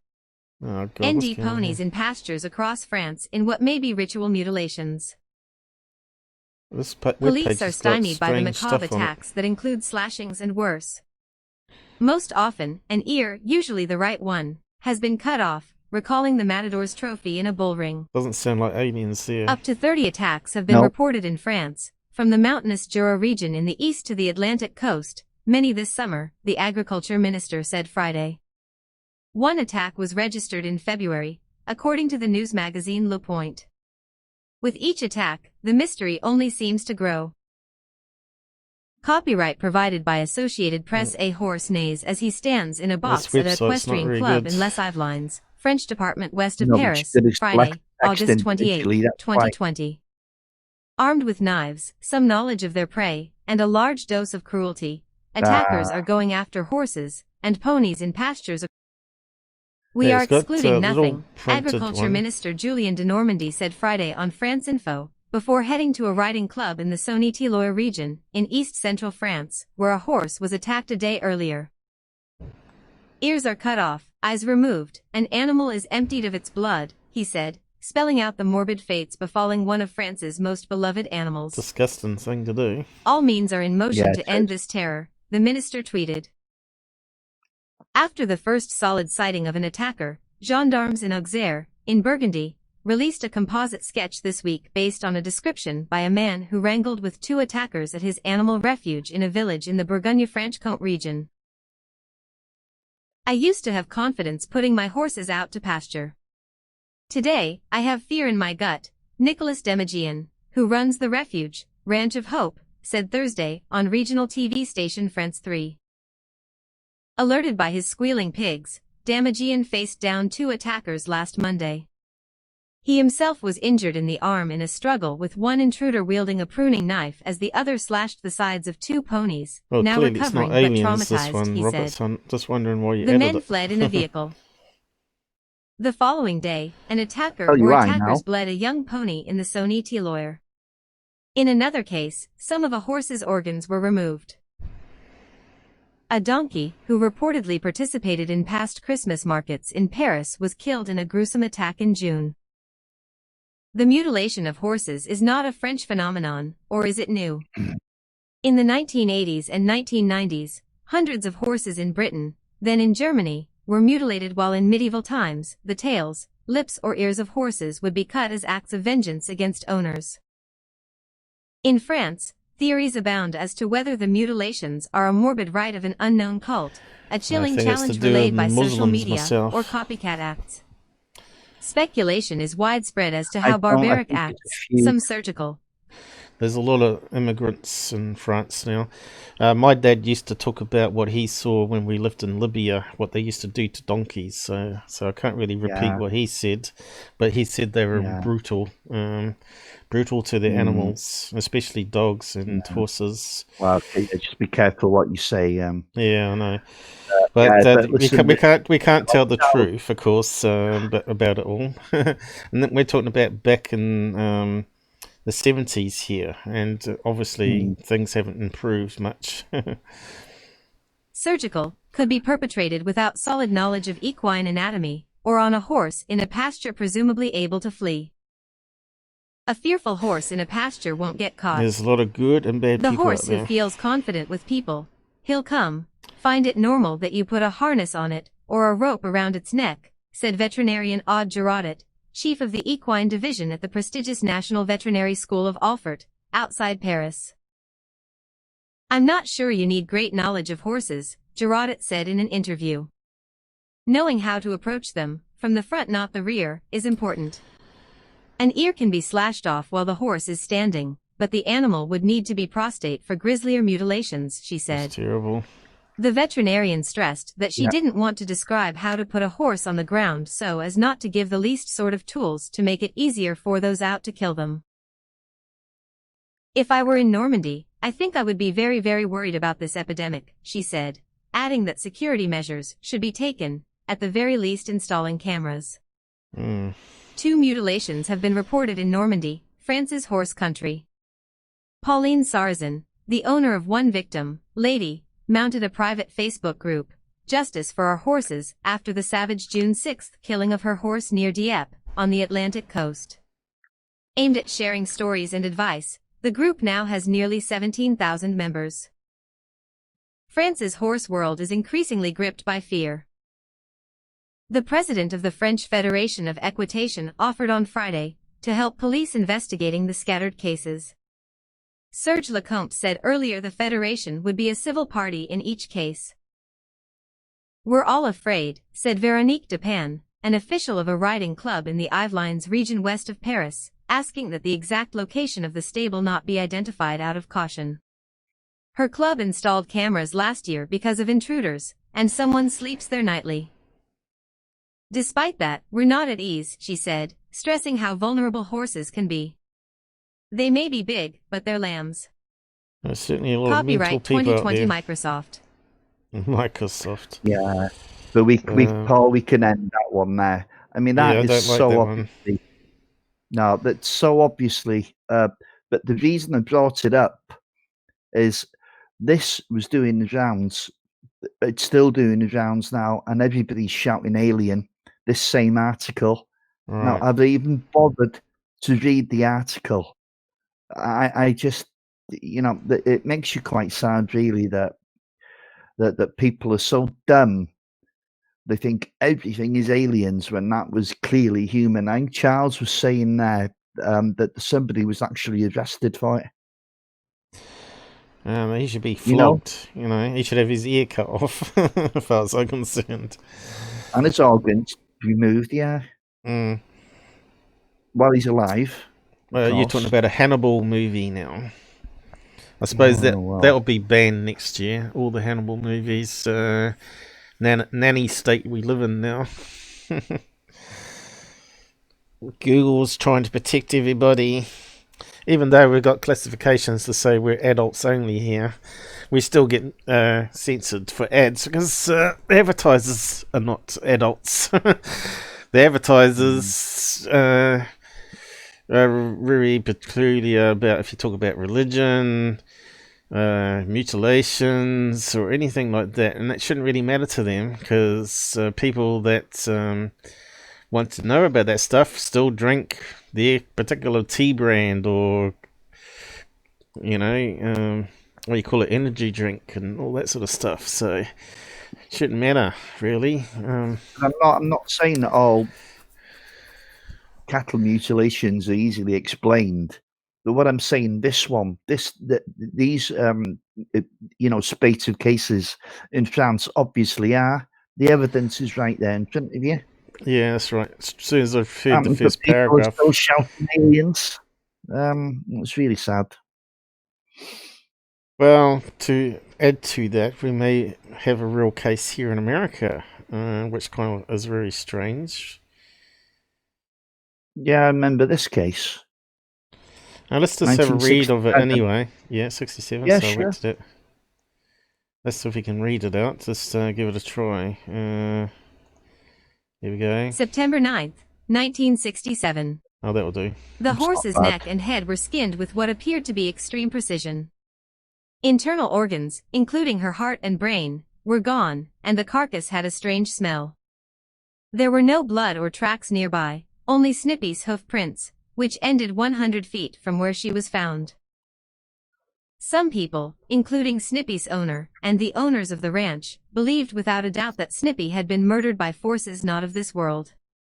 There were numerous reports of UFOs in the area, including one sighting reported the day Snippy died by a Superior Court judge and his wife who saw 3 reddish-orange rings in the sky moving at high speeds in a triangular formation. Was Snippy done in by murderers from outer space as some believe? Beneath Giant Rock, psychic communications with extraterrestrials gave George Van Tassel the blueprints for eternal life. The incident was reported by Alternative Press on October 5, 1967. Alamosa, Colorado, AP Snippy, a 3-year-old Appaloosa horse, didn't return to the Harry King Ranch for her usual evening drink September 7th, what madman and her would do owner that is to a blaming horse, a flying though? saucer or at least a radioactive know. surgeon. The bizarre event, just one of many that has been plaguing the sparsely populated San Luis Valley in the past 6 months, Still began could have been September a human, 9th, though. when began a search for the saddle pony. Some sad mother. He found Snippy just a quarter-mile from the ranch house. There were no tracks about the dead horse, but the animal had been completely skinned. All that remained of the neck and shoulders were bleached bones, but they were still intact and attached to the rest of the body. The cut around the neck was completely smooth, not a jagged edge. No blood remained in the horse's body, and there was none on the ground. King returned to the site the next day with the horse's owners, Mr. and Mrs. Burl Lewis. Nothing had changed except a sickening sweet odor pervaded the area, and the exposed bones were a bright pink. Wonder if they kept any. After a search DNA. of the immediate area, they found what appeared to be 15 circular exhaust marks. Yeah. They covered an area about 100 by 50 yards. That's kind of strange. Have we got a 100 picture? yards north of the carcass, they found a 3-foot bush squashed to within inches of the ground. The area within a 10-foot radius of the bush had also been flattened to within 10 inches of the ground. Interesting. Near the area, Yeah. Mrs. Lewis found a piece of the horse's flesh encased in a piece of the skin. It was very sticky, she said, and dropped it.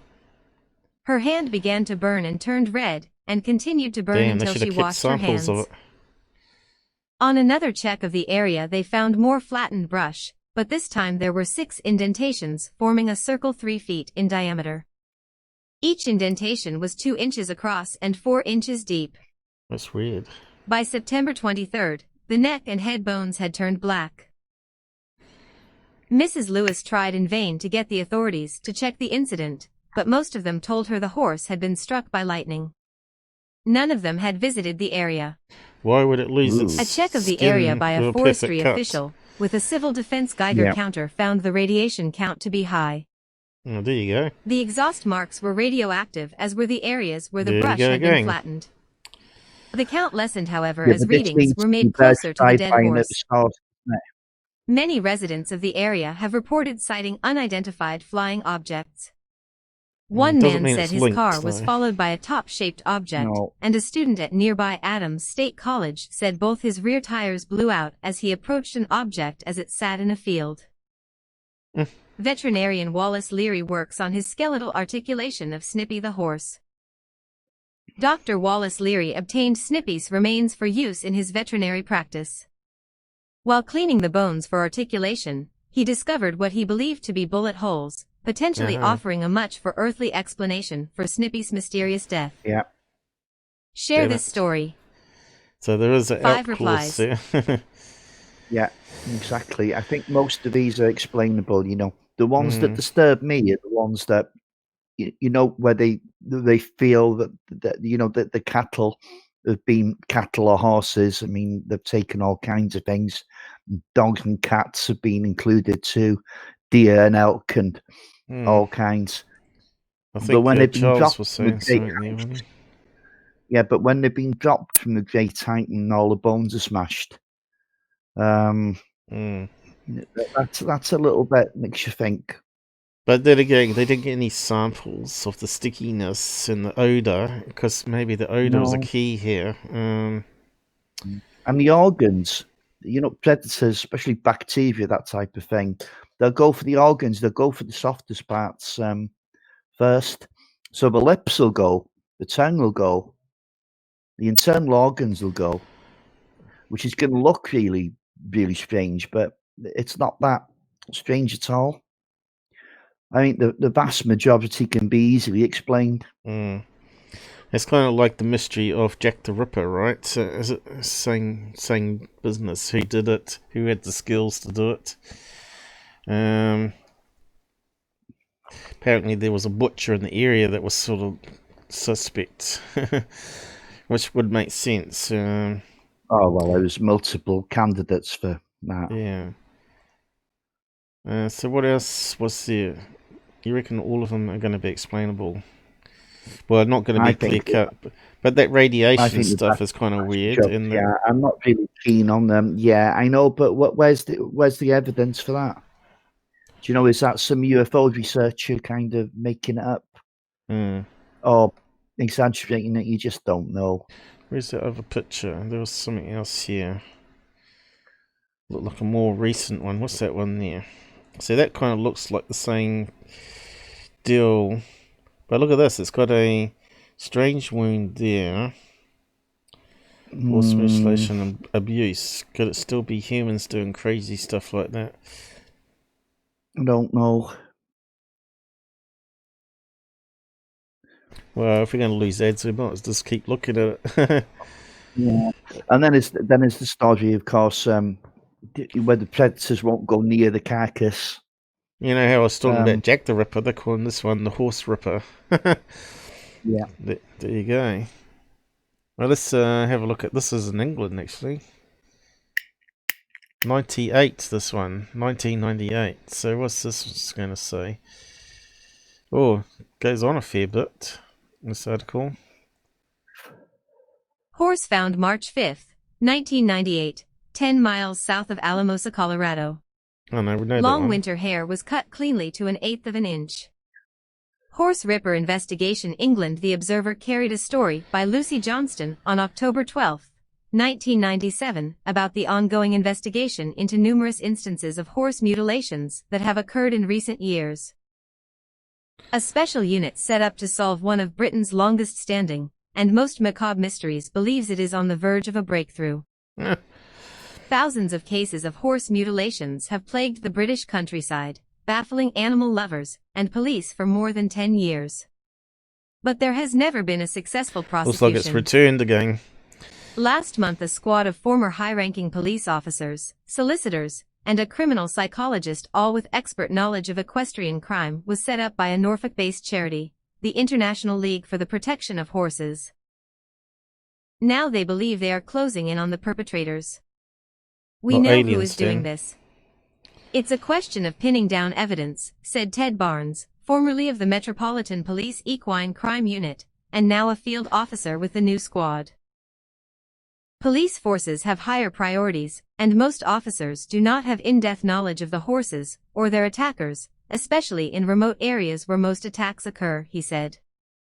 This is why there have never been any prosecutions. If things go as we plan, we could well have something to celebrate. The horse rippers first came to public attention during the 80s, though attacks had occurred before that. After 40 mutilations in Hampshire, the 2-year Operation Mountbatten failed to produce results. Now the phenomenon is nationwide. There have been more than 100 attacks from Swindon to North Yorkshire in the past 12 months. After the latest, in That's quite Wiltshire a on lot. 27 September, a mare had to be destroyed. This is why you need Cases have cameras. also featured poisoning, an acid attack, shootings, and slashings. A Shetland pony called Bobby had its mane set alight, Acid and its head attack. tied to Now, a who railway does line acid in Darlington. attacks? Who would do an acid attack? I know Indians do it, don't they? Who else would do acid? It never happens in our country so far. Throw acid in females' faces, right? Darlington. The animal was saved when 2 passers-by called the fire brigade. You can see why Master people get very Lection, angry. a gelding from Hampshire, was found with a rusty 8-inch nail thrust through his chin and tongue. Oh, God. The squad has identified 3 types of assailant. The first 2 are perhaps the least mysterious: vandals, and those who commit attacks as a means of revenge. The third and perhaps most sinister category of attacks are carried out by people obsessed by bizarre rituals. The squad believes this group could be highly organized. They I don't leave know. trademarks They've got Epstein like serial now. killers, said Mr. Barnes. There are different theories about what lies behind their rituals. European experts have linked them Religion to ley again. lines, Damn medieval it. fertility rites, or satanic rituals. Hallmarks include chalk markings, rope burns, hobbling in a particular way, burns on the So legs, this is and bloodletting. Horsegate, and we had Pizzagate. Some attacks have sexual Oh, overtones. we've lost ads again. Hampshire-based Anita Jones, wife That's of funny, 60s really, pop star Google. Davy Jones, had 2 maras attacked within days of each other in July 1992. Annie received a wound to the shoulder.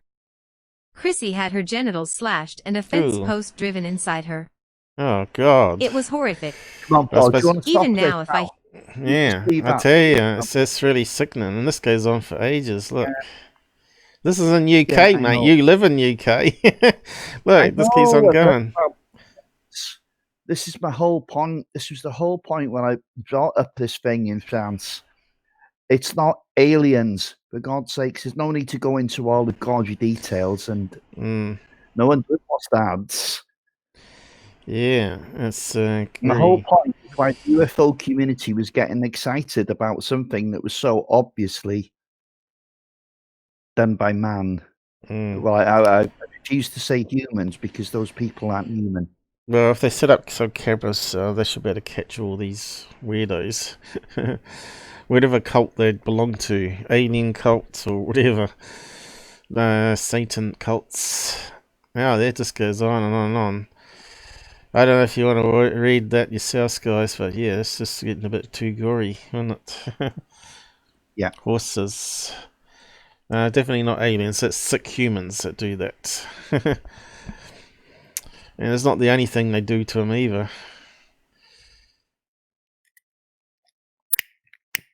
They do horrible sexual stuff too. Anyway, Tell me about it. what's the next topic? I hope it's a wee bit better. Oh, yes. Yeah, this is the RAF Lightning UFO Mystery from 1970. It's a good case. As a brief introduction here, it's a YouTube video. It's 4.5 minutes long. I don't know if you can play it. It's a really good introduction to the case before we delve a little bit deeper into it. Well, this episode's going to be banned and all that sort of stuff anyway, isn't it? So who cares? We're on the fringe of ufology here, guys, so it's challenging it all. That wasn't ufology at all, I'm afraid. No, in that case it wasn't. I was hoping to see some unusual information there, but it wasn't.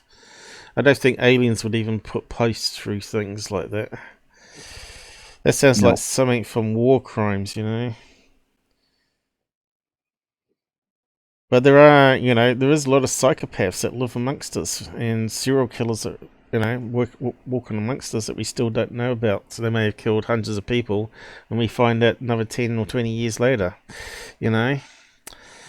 So yeah, be safe out there, people. What's this guy? He looks a bit like Adolf Hitler. Is it?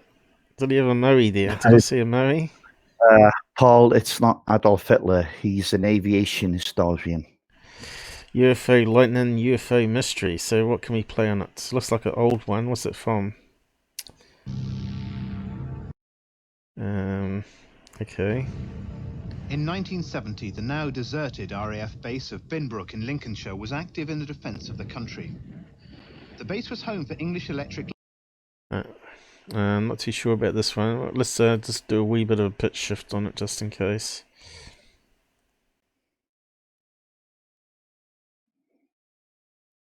I don't know if that will work, but anyway. Lightning's fighter aircraft ready to be scrambled. Sounds better, actually. Unknown objects enter our airspace. On Tuesday, the 8th of September, the alarm came. An American pilot, Captain Schaffner, was first in the air to meet the UFO, but he never came back. From a military point of view, it's embarrassing to admit the existence of alien vehicles coming into our airspace against whom we have inadequate defense. There have been numerous instances involving aircraft UFO chases. In his book, Ghost Stations 5, Bruce Barrymore Halpenny, a military historian, tells of a mysterious UFO chase. A retired RAF crash investigator, Mr. Halpenny, says it wasn't easy checking the story because of secrecy surrounding the case.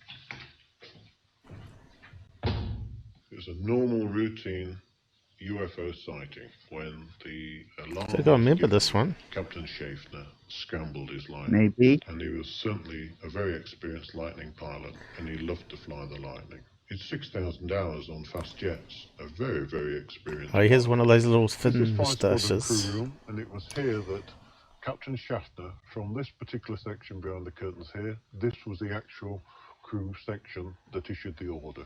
From the door at the side, Captain Schaffner took the initiative to be first, and upon hearing that there was a UFO, he immediately took the few paces along here to his Lightning and was airborne within seconds. It's a wee bit low volume though.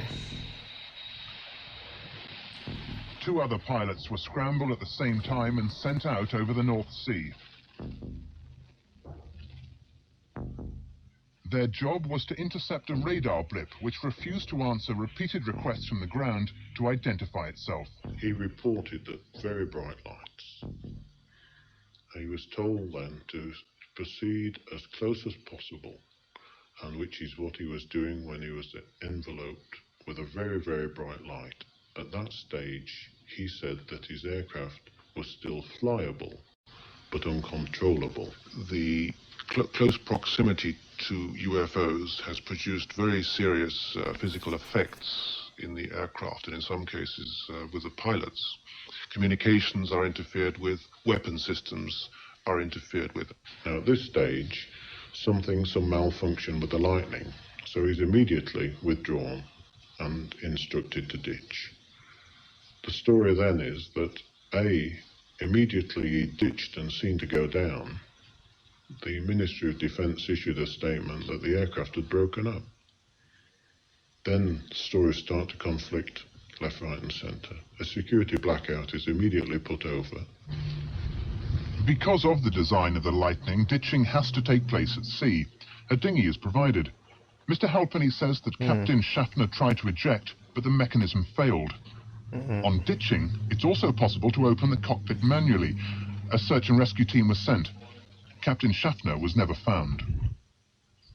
The blip had gone off on the radar. Whatever it was had gone. The Lightning floated for a short while and gently went down. It was sitting on the seabed. Perfect. There was no mark other than on the nose, and the aircraft was in perfect condition. And the canopy was closed. That's the sinister piece. The canopy was closed. The Ministry of Defence say this was a routine low-level night flight and the aircraft came down due to pilot error. The pilot escaped on ditching, but was washed away by the tide. The release is between there, and within a split second, he's gone. Should that not fire, there's also on the top manual, so that it is impossible not to have fired. So for him to be missing, the seat's still intact, and the canopy on and closed, means the mystery was absolutely unbelievable.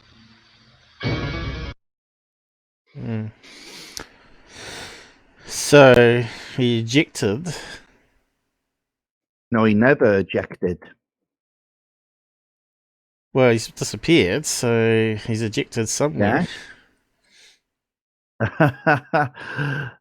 Paul, you didn't listen to what was being said there. The canopy was still closed when the plane was found on the seabed. Now, could the canopy self-close though if it slides back? Yeah. Hold on. No, but the seats were still intact.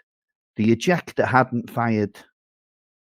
He may have been sucked out. The canopy opened and it sucked him out. Maybe, I don't know. Is it possible? No, that's not possible because they'd know full well if he'd ejected or not. There's pins in there and stuff. If he'd ejected, they'd have known. The whole seat but goes what I'm out saying, could he have undone his safety harness and been sucked out? That's what I'm saying. No, that's impossible. What he could have done when he hit the water, if he'd listened, was open it manually. There's a hydraulic system to open it. Yeah. And then the water pressure closed it again?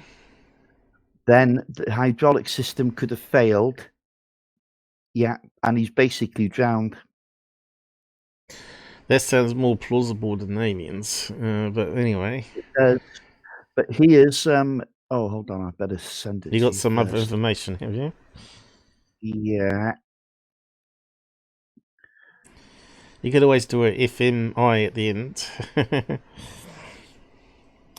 Aliens. You got something for us? Yeah. So this one's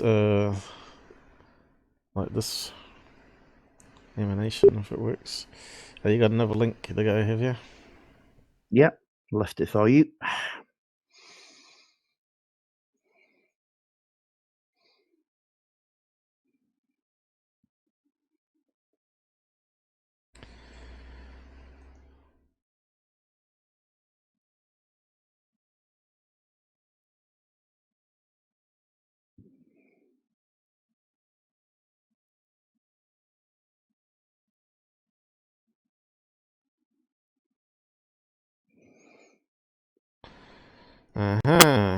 ATS. Above top secret. So what do you want to read here? If you just scroll down a little bit. It's out. Yeah. Okay, this is Schaffner, the pilot. I'll read this out, Paul. Save that reader doing it. Whereabouts you want to go? Oh, here. Yeah. No, it's okay. Yeah, it's just this is apparently the transcript now of between the tower and the the pilot. pilot Schaffner. Yeah, okay. So Schaffner says, "I have visual contact. Repeat, visual contact. Over. Staxton, can you identify aircraft type? Negative. Nothing recognizable. No clear outlines. There's a bluish light. Hell, that's bright. Very bright. Snaxton, are your instruments functioning? 94. Check compass. Over. Schaffner, affirmative. GCI, I'm alongside it now. Maybe 600 feet off my. Then a pause. It's conical shape. Geez, that's bright. It hurts my eyes to look at it for more than a few seconds. So it must be bright. Saxton, how close are you now? Schaffner, about 400 feet. He's still in my 3 o'clock. Hey, wait. There's something else. It's like a large soccer ball. It's like made of glass. Stackton, is it part of the object or independent? Over. Negative, nothing. Staxton, can you assess the rate? Schaffner, contact in descent, gentle. I'm going with it. 50, no, about 70. It's leveled out again. Staxton, is the ball object still with it? Over.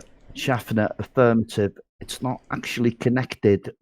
Maybe magnetic attraction to the conical shape. There's a haze of light. Yow, whatever that is. It's within that haze. Wait a second, it's turning, coming straight for me. I'm taking evasive action. A few I can hardly, and that's the end of it. Come in 94. Are you receiving? Over. Come in. So that's the end of it. Now that sounds really ominous, doesn't it? That sounds as if it was something. There's only one problem. This transcript is a leaked transcript. We'll never know if it's the real one or not. Oh no. Really? Yeah. Yeah, and unfortunately it was one of Tony Dodd's sources.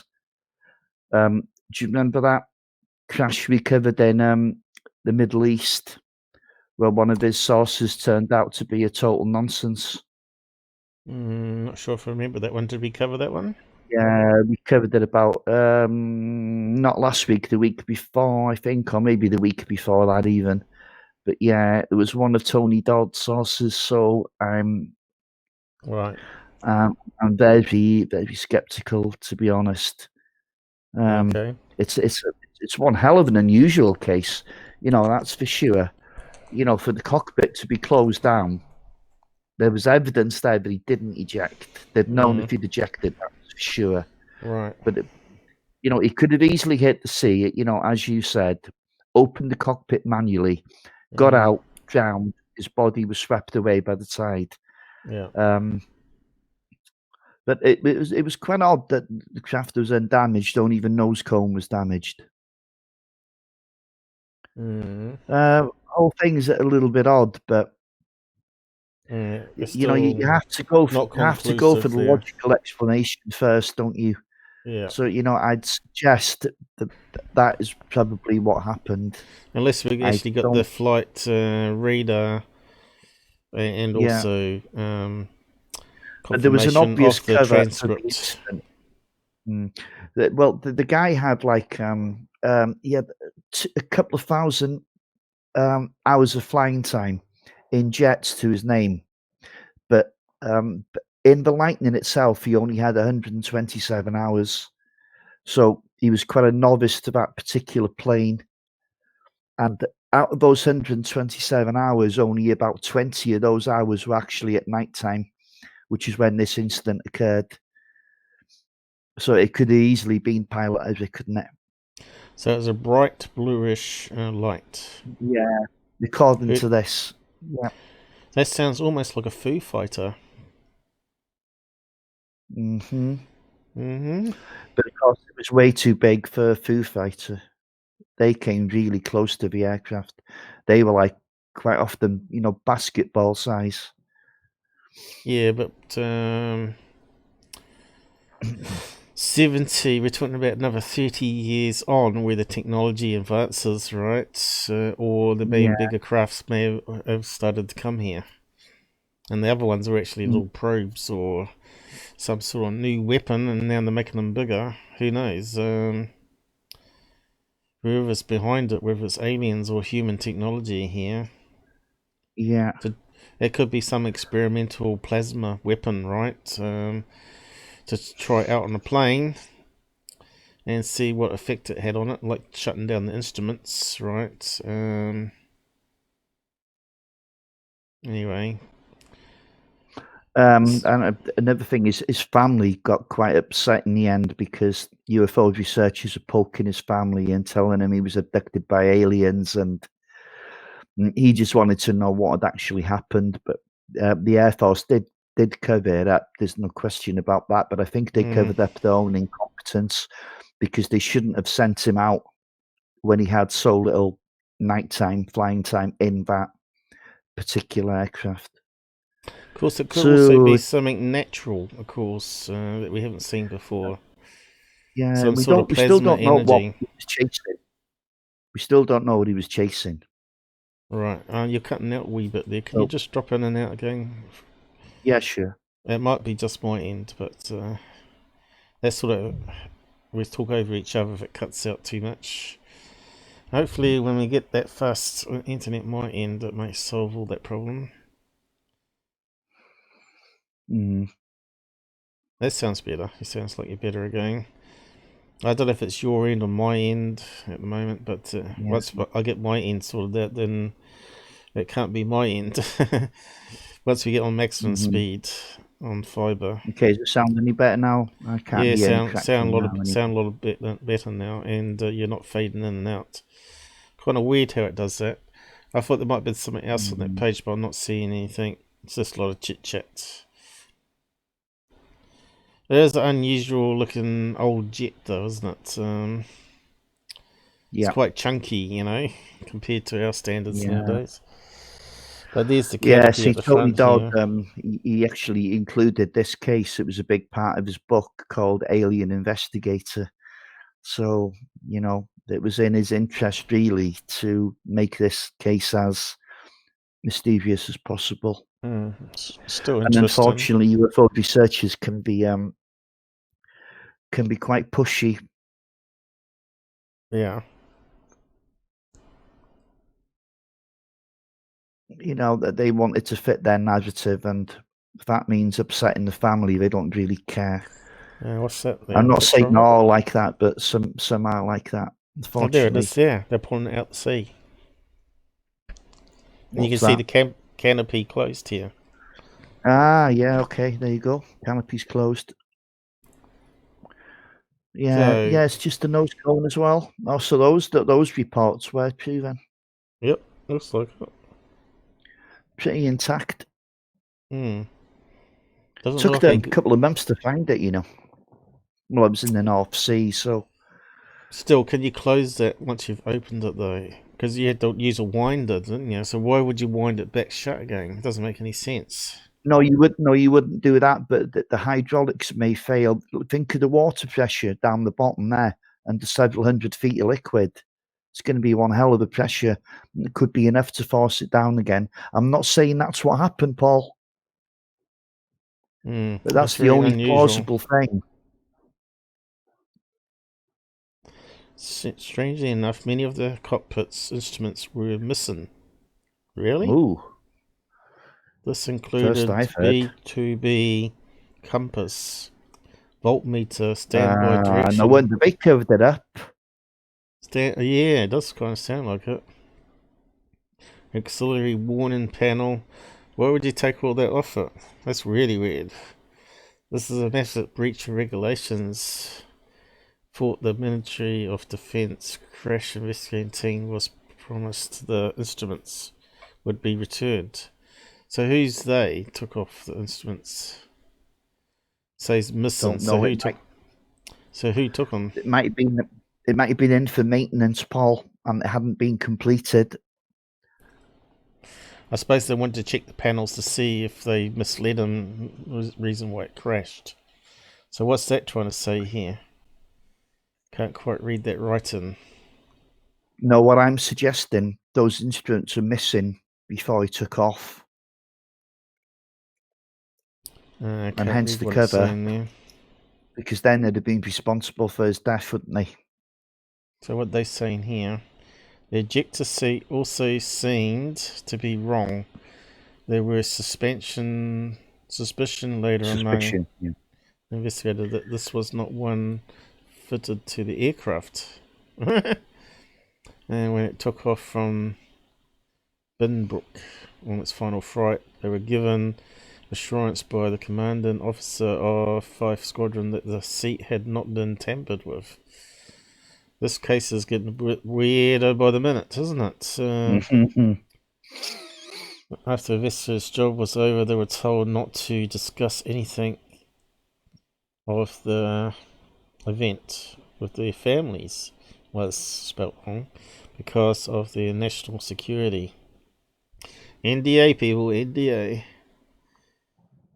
Nick Pope's onto it. Oh no, this is where it's going to go wrong. No. So he's got archives there. So incident 97, of which the US pilot Captain William Schaffner from RAF blah blah died. Scrambled jet UFO. There's anything here we don't know. When the F6 plane was recovered from the water, cockpit was closed. So it's just repeating the same old stuff. MOD was covering up the alien abduction. Well, if they did, they need to be slapped. Because we want to know that it actually happened. And why would they take him? Yeah, how the hell do you tell the family that? How do you tell that to the people? That's true. Yeah, it's an odd one, isn't it? And why would it be any other country would take him? That won't make any sense. No. And how would they have the technology to do it? But still, he may have climbed out and slipped and ended up being shark bait, but who knows? But there is some suspiciousness about the case. Yeah. Maybe it was like poor maintenance, and they're covering up the poor maintenance, or maybe someone. That's what I suspect. But on the farmer factometer index, I'd have to say, I'd give that like about a 3 out of 5. If in my guys, hopefully the CPU doesn't peak. There we go. So you're giving it a what? You said? I'll give it a 3 out of 5. 3 out of 5.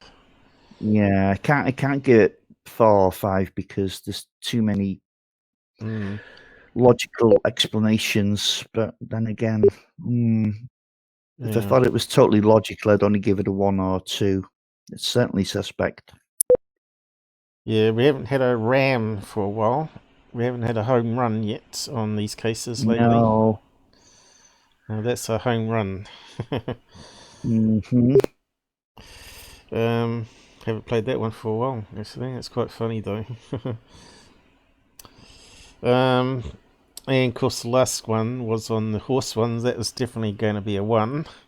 Fake or mistaken. I wouldn't even give it that. -1. And what's the one before that? TF. Well, you can't really give a rating on that. UAP task force, you mean? Can you actually give a rating on that? I don't think you can. Not really. That was just such a disappointment. Well, and on the scale of disappointment of 1 to 5, it has to get a 5. And the Snippy one still sounded like it could be a 1 there as well. After all that, although it was a wee bit I suppose it's a wee bit some suspicious ones with the trees and stuff. So maybe a 1.5, maybe. Yeah, maybe a 2. But the bullet hole thing at the end was So cool. Yeah. At least we did a FMI this time. Okay. Are we finished now? We're not finished yet, are we? No. We're only 2 hours in, aren't we? Yeah, exactly. Seems like a long time, I know, but we've hardly touched the surface today. I think that's where you went onto your list, though, wasn't it? Did you have some more there? I've got plenty more.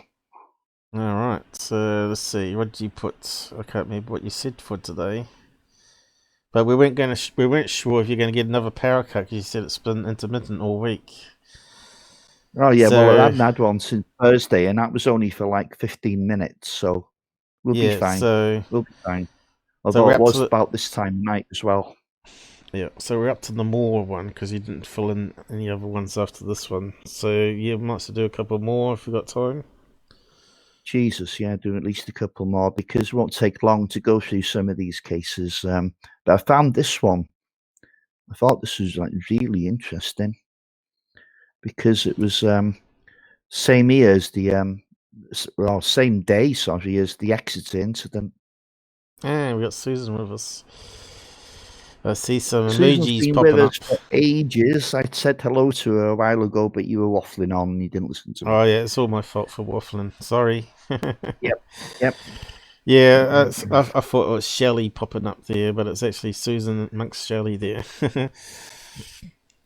I have to zoom in. And they're both mods, so it makes it difficult. Yeah, it does, because we need different color codes for mods. It could be so much better, couldn't it? Looks like you're all coming on to Texas. We certainly are. We're going Texas. Oh no. Texas Walker. I was thinking you were saying William Shatner. Yeah, I thought it sounded like it, didn't it? Yeah, so this is the same evening as the Exeter incident. Now, I wonder how far it is between those two, but don't worry about that now. So look at this case. Yep. Charles made a good point there. He's saying it sounds like the ball-shaped UFO that I was talking about to you about last night. You know, about the one he saw in front of the aircraft. I need to listen back to that because I don't know Charles's. Yeah, you need to subscribe to the Out There channel and start following. Give him hell, people. Subscribe to you, you donkey. You got to spend more time watching the Out There channel and less time in the brewery, in the basement.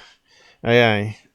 We do actually spend a lot of time looking at various videos during the week and bringing you the best with our own opinions added to it. So, believe it or not, he does his thing and I do my thing, but sometimes he doesn't have time to watch my stuff, so which is a shame.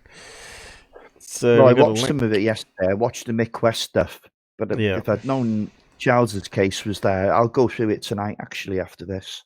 Well, yeah, there's a surprise one at the end. Yeah, we're trying to get Tbay on, but he's always got excuses, like work or whatever. Well, but I think it's his week off now, though. I think it's his week off now. Didn't he say he was having time off today, or was it tomorrow? Texas 65. I wonder if we can read from the top. Let's give it a try. It's pretty good font. Patrol car illuminated by UFO. Damon, Texas, 1965. Damon, Texas, September 3rd, 1965. About 11 p.m. on the night of Friday, September 3rd, Deputy Sheriff Bob Good, 50, was driving his patrol car south out of Damon in Texas toward West Columbia on Highway 36. Since he had suffered a bite on his left index finger earlier that day from a baby alligator, he had asked Chief McCoy along in the event the pain flared up and interfered with his driving. It was a sparkling clear moonlit Texas night, and Good rested his arm in the open window of the door as they drove through the prairie. Tbay, you can actually come on with Robert if you want. Suddenly McCoy spotted a bright purple light on the horizon to the southwest, which appeared to be about 5 to 6 miles distant. At first they thought it might be something in the nearby oil fields, perhaps an oil drilling rig. But then a blue light, smaller in diameter than the purple light, emerged from it and moved to the right before stopping. Both lights remained in this orientation for a while before beginning to drift upward. This upward floating motion continued until the objects reached an elevation of 5 to 10 degrees above the horizon. Good then studied the lights through a pair of binoculars, but could not make out any additional features. As their curiosity mounted, the officers began to look for back roads that might take them closer to the lights. They stopped again, and this time the lights suddenly swooped toward them, covering the intervening distance in 1 to 2 seconds, abruptly stopping practically overhead. Their patrol car and the surrounding terrain were brightly illuminated in purple light. They could now see that the purple and blue lights were attached to opposite ends of an enormous object, hovering about 150 feet from them at about a 100-foot altitude. UFOs of their lights, huh? In his later statement to the Air Force, McCoy described what he saw. The bulk of the object was plainly visible at this time, and appeared to be triangular-shaped with a bright purple light on the left end, and the smaller, less bright, blue light on the right end. The bulk of the object appeared to be dark gray in color, with no other distinguishing features. It appeared to be about 200 feet wide and 40 to 50 feet thick in the middle, tapering off toward both ends. There was no noise or any trail. The bright purple light illuminated the ground directly underneath it, and the area in front of it, including the highway, and the interior of our patrol car. The tall grass under the object did not appear to be disturbed. There was a bright moon out, and it cast a shadow of the object on the ground immediately below it in the grass. To both men, the object seemed to be as big as a football field. Good could feel strong heat emanating from the object onto his left arm, through his shirt sleeve. The Damon, Texas sighting took a second seat to the more celebrated Exeter, New Hampshire case, which occurred on the same date. I could find no other UFO reports on this date of any note. Yep. Cheers. Okay, so we've got another triangle all the way back to 1965. And massive. We're still hiding technology from us. I think that's nonsense. I don't think this is ours at all. Doesn't sound like it anyway. As big as a football field. Again, I still think it could be experimental stealth blimps, but anyway. Don't start with that one, for God's sakes. You're not going to win me over. I still, until someone sees aliens running around inside the craft. You needed to listen to that case there. It moved so quickly. In a second, they went a mile. I don't think no stealth balloon in 1965 is doing that, mate. But anyway, Exeter, New Hampshire. What's the distance between Texas and New Hampshire? I don't know. You're telling me. I don't know. Do we need to bring up on the map? Why not? Let's have a quick look. Just bring a map of the United States up and we'll get a rough idea.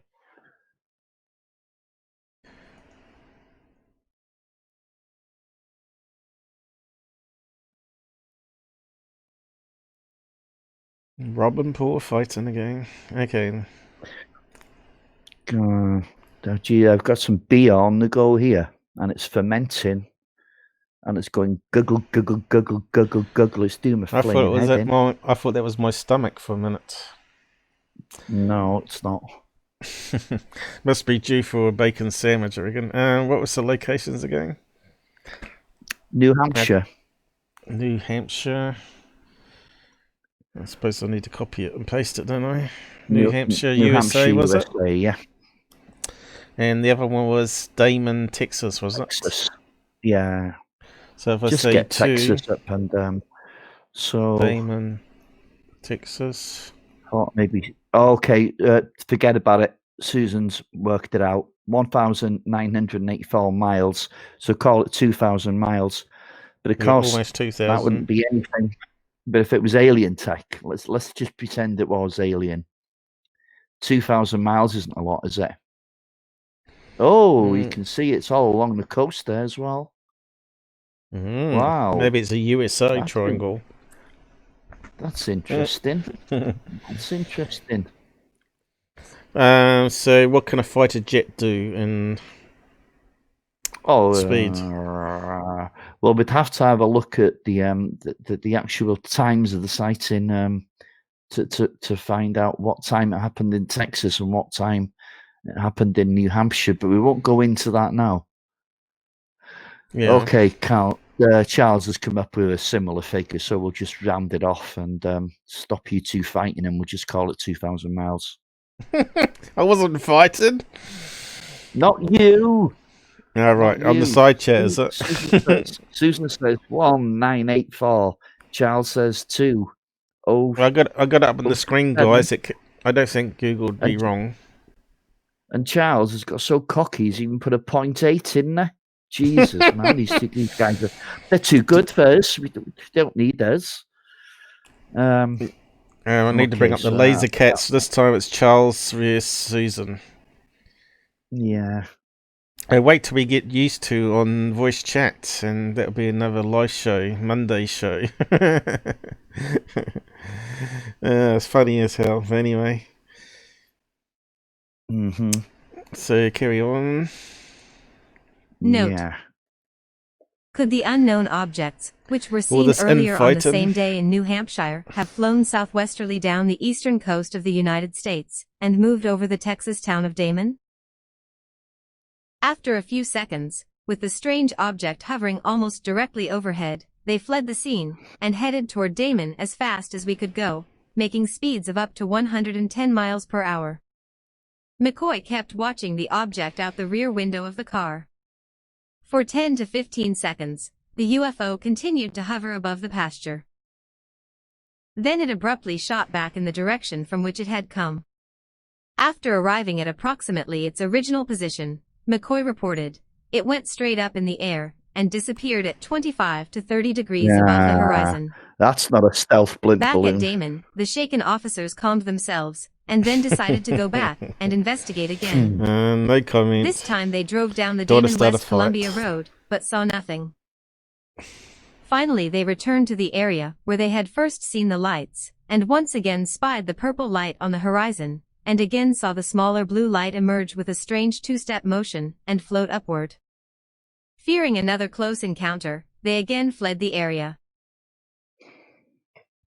Good and McCoy continued on their shift until 3 or 4 in the morning, then stopped for breakfast at a cafe. Good noted that his alligator bite was no longer sore, and when he unwrapped the bandage he discovered that the swelling had gone down, and that the wound was nearly healed. Next day, the wound showed virtually no scarring. The deputies reported the sighting to Ellington Air Force Base, and Major Lawrence Leach, Jr., arrived on September 8, 1965, to interview McCoy and Good and take a statement. Leach's report to Project Blue Book headquarters at Wright-Patterson Air Force Base reflected his puzzlement.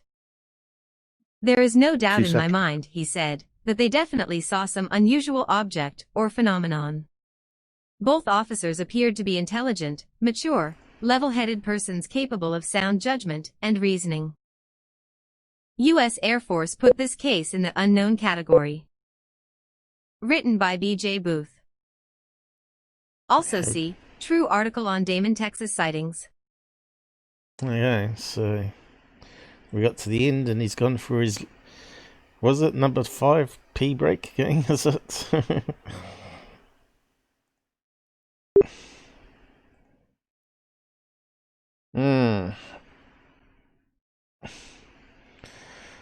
I wonder if he hit the toilet this time. I wonder what he's got for his dinner tonight, or Mr. Mush or Eaters sandwiches or whatever. KFC for the microwave. Well, wait till he gets back, I guess. Yeah, Paul, have a play with his control panel. I need to add some more graphics to it.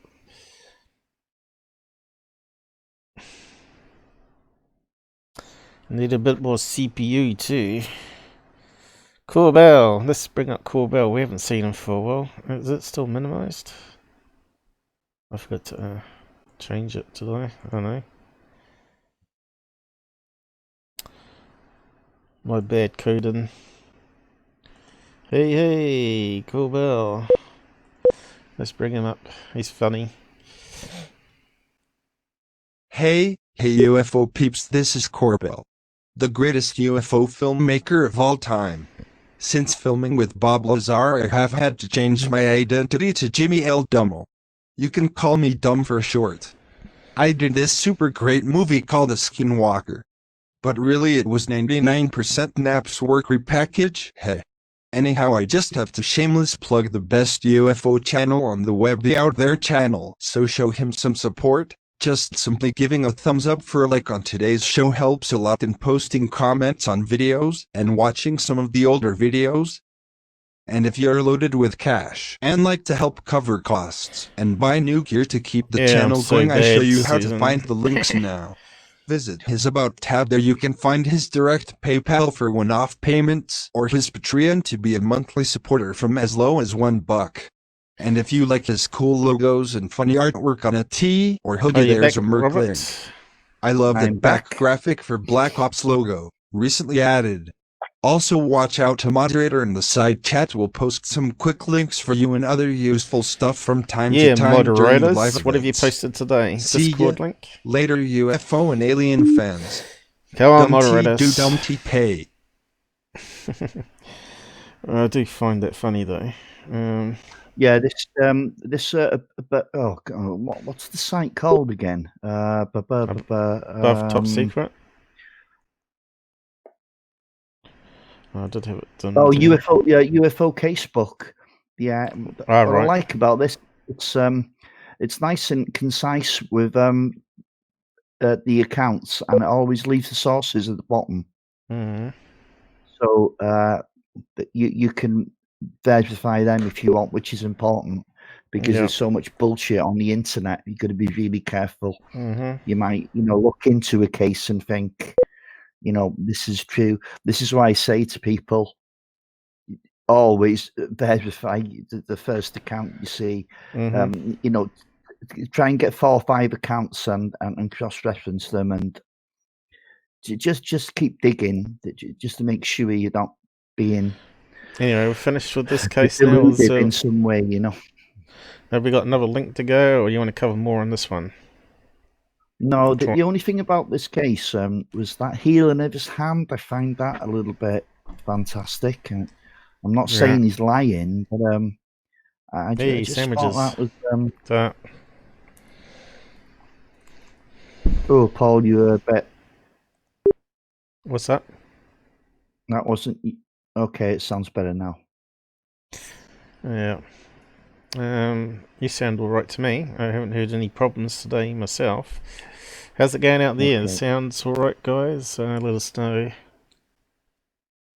Yeah. So come and join us on the Discord group. I think most of you on the side there are part of it already. Tbay's there, Susan's there, Charles is there, JD's there. I'm not sure if he's still around. I haven't seen him posting any comments lately. Shelley's there.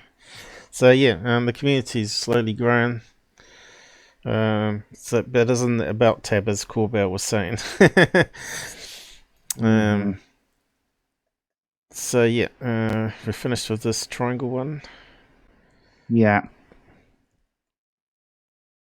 Whether it's aliens or not, we don't know. But well, I don't know. It sounds highly suspicious to me. That it doesn't sound anything conventional to me. Not in 1965. Absolutely no way. I'd go right up for that. Of course, you might be right, but I'm going to. I'm going to be the bad cop. You could be the good cop. Oh, you're starting, Paul. Am I? You might need to drop in and out again because you sound all right. You might have to be the bad cop and I'll be the good cop. Well, no, actually, I'll be the bad cop and you be the good cop.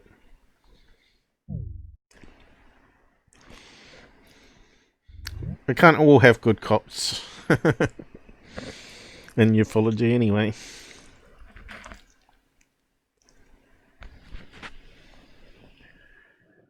Okay, next case. Okay, you sound different.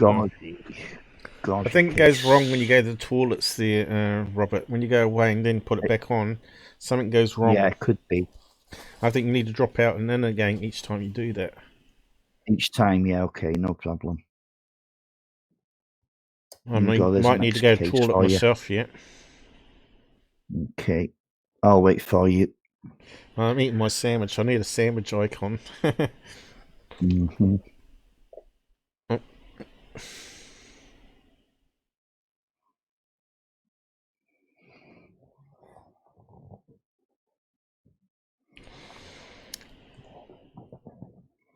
Maybe we should do like a 12-hour non-stop stream. Imagine that. Only if it's sponsored. It could be something fun to do. You never know.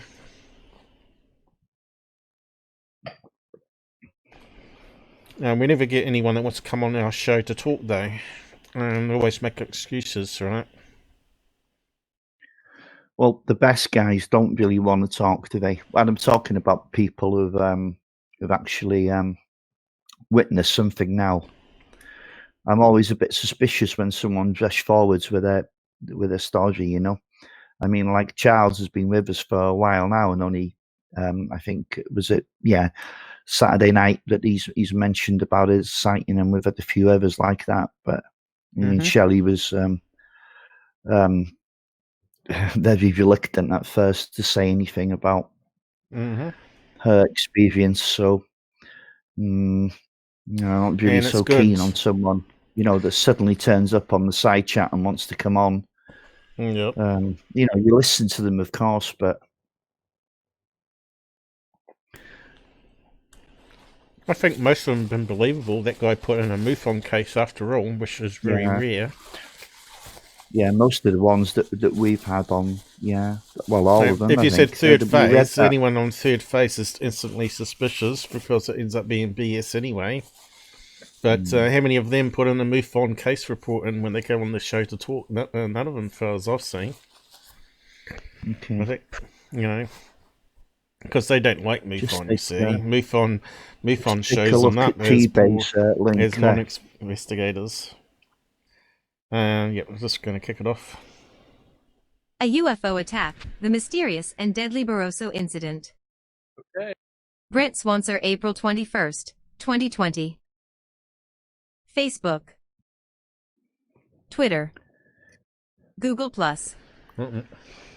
The most spectacular UFO accounts seems to revolve around those in which some sort of physical evidence has been left behind, and the more sinister of these is when this evidence takes the form of physical injury upon a person that seems indicative of some sort of aggressive action.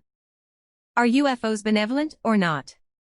It is not a question that has really been adequately answered, but in at least some accounts it seems to decidedly be the latter.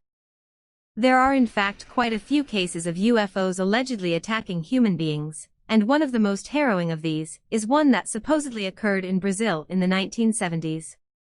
It is a spooky glimpse into the possible darker agenda of this phenomenon, and remains one of the few cases of a human being said to have died directly due to a UFO encounter. Luis Barroso Fernandez was a simple farmer living on a rural property near the town of Quixada, in the state of Ceará, in Brazil. He led a humble, simple life, but things would get very bizarre on April 3, 1976, when Fernandez was out doing a routine check of his cattle. It was just after 2 a.m., his usual time for doing this weekly chore, but this time would be far from usual. As he made his way along the property in a horse-drawn wagon, he allegedly saw a metal craft that looked sort of like a disc descend to hover over the ground not far away, emanating a sound like a swarm of bees. The baffled farmer had never seen anything like this, and was both terrified and filled with curiosity at the same time, and his horse was getting very upset about it all. He would later tell his son that as he stared at the strange sight, the craft had suddenly fired a blindingly bright beam of light at him, and two beings holding what looked like flashlights came out to aim their devices at him, after which they re-entered the craft, and it simply sped off into the sky. Fernandez would say, I've got it. We received a light and were totally stopped, unable to move, the animal and I, of course. It opened up a kind of door, and appeared two short stature beings. They were normal people, albeit with weird clothes, and a kind of flashlight in hand. Pointed one beam of light at us, and I lost consciousness. However, for the farmer it would turn out to be far from the end of this incident. Fernandez would describe how he had lost consciousness, only to wake with a splitting headache, and had difficulty breathing and moving his limbs. Even more alarming was that one side of his body seemed to be deeply burned, as if a severe sunburn, even though it had been in the hours of darkness. He managed to make his way home, but was in such pain that his family arranged for him to be examined by a doctor in town. The doctor did not really buy the farmer's story of the UFO, but was also unable to explain the anomalous injuries to his body, and ended up just sending him home with some medication to rest in bed. It was still not over though, and things would only get weirder from there. Over the next few weeks, Fernandez was described by his family as slowly losing his mental facilities. He began to mentally devolve in a sense, becoming more and more childlike as the days and weeks went on, seeming to revert to a child state. Making it even more anomalous was that his skin also seemed to be getting younger, healing from the burns, and taking on a youthful glow far younger than his years, leading his son, Francisco Leonardo Barroso, to comment that it was as though it had grown over again. During this time, he was examined by many medical and psychiatric specialists who could not figure out what was wrong with him. In the meantime, despite his more youthful appearance, his health rapidly deteriorated, as did his mental state. Indeed, whatever was ailing him eventually killed him, with Fernandez passing away from his condition in 1993. According to those around him, by the time he died he had so completely lost his mind that he was purportedly only able to say Mom, give and fear. Like goof on. UFO researcher Philip Mantle, author of the book UFO Contacts in Brazil, has said of the bizarre incident. Many people claim to have come into direct contact with a UFO, and some even claim that it has hurt them as a result. A bruise here, a small cut there, but Luis Barroso Fernandez may be the first person ever killed after his encounter with a UFO. Contact with a UFO is not common at all, but when the UFO in question shoots a beam of light at you, a light that hits you full in the face is extremely rare. This is what happened to Luis Barroso Fernandez. The illnesses that followed his immediately after this encounter is bizarre to say the least, and went undiagnosed by a number of different doctors. Did the beam of light that hit him cause these illnesses and eventually his death? We will probably never know, but this is one of the most bizarre and rarest such close encounters on record, of that there is no doubt. Luis Barroso Fernandez after the attack. Interestingly, this was not the end of the strange phenomena that would revolve around the family, and indeed the whole town. Well, it does look there would be many other reports of UFO sightings in the area, and Fernandez's own son would have his own odd experiences in the coming days, seeing UFOs on multiple occasions. More frightening still was that there is at least one other report of a UFO in the area of Quixada seemingly attacking human beings. Here we have the account of Francisca Rossetti da Silva, 23, and her brother Antonio Ludo da Silva, 12, who were walking along a wooded area in the vicinity when they saw a blazing light through the trees. According to the witnesses, the light then shot a beam at Francisca, which burned her skin and left her disoriented and dizzy. Doctors would find her eyes to be swollen and bruises and burns on her body, although no cause could be determined. The brother, Antonio, was not injured in the incident, and would say of what they saw, "What I saw, I did not want to see ever again. It was not a plane, helicopter or another known thing. It was strange and threatening." What happened in this remote town, and what is it that plagued Luis Barroso Fernandez? Was this a malicious attack by a UFO, and if so, why would these entities do so? Was it a defensive measure, or perhaps even accidental? It is unclear just what happened here, but Fernandez's case has never been adequately explained, and he is often touted as being one of the only human being to ever be killed by a UFO. That one, Tbay.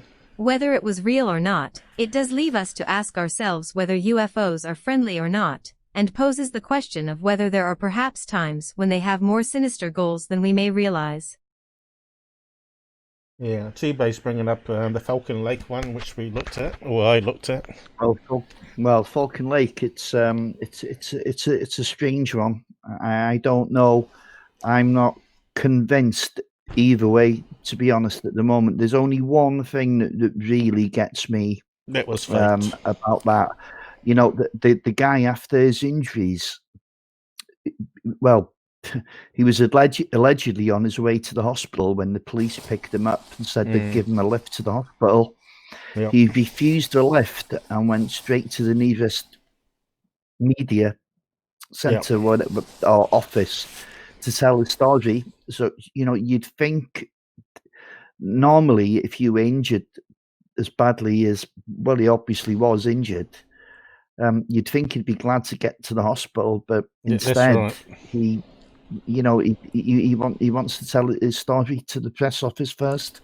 No, I struggle with it a little bit, but there's a lot of people that is it Chris Witowski that I talked to, and he thoroughly believed him, but there was no radiation poisoning, like some people have said, not poisoning, radiation burns. They were thermal burns. So I don't know, and it's a single witness. It's a single witness case, isn't it? Mm-hmm.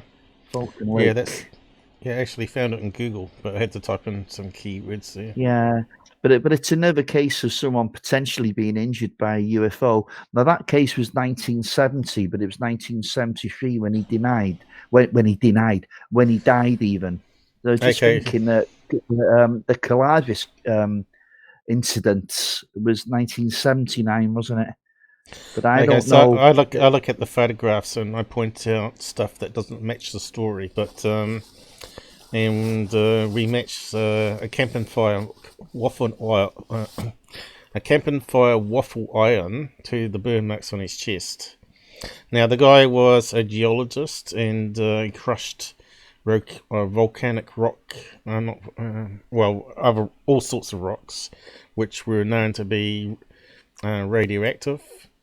And but there was no radiation involved, Paul. What are you talking about? No, but he might have rubbed in some of the soot from the fire that he was using after he burnt himself to rub it on his chest. So he thought he was radioactive, right? But when they did some tests, they found he wasn't much higher than background radiation or something, wasn't it? So the radiation wasn't there. Bretowski, sorry, Tbay. Yeah, I got the name wrong there. Got mixed up with Butch Witkowski. Yeah, not Chase. At least you got the first name right and half the second name right. So yeah, I don't know. The trouble is with Brazil, it's very difficult to confirm anything. You posted a link there from Above Top Secret. What was that about?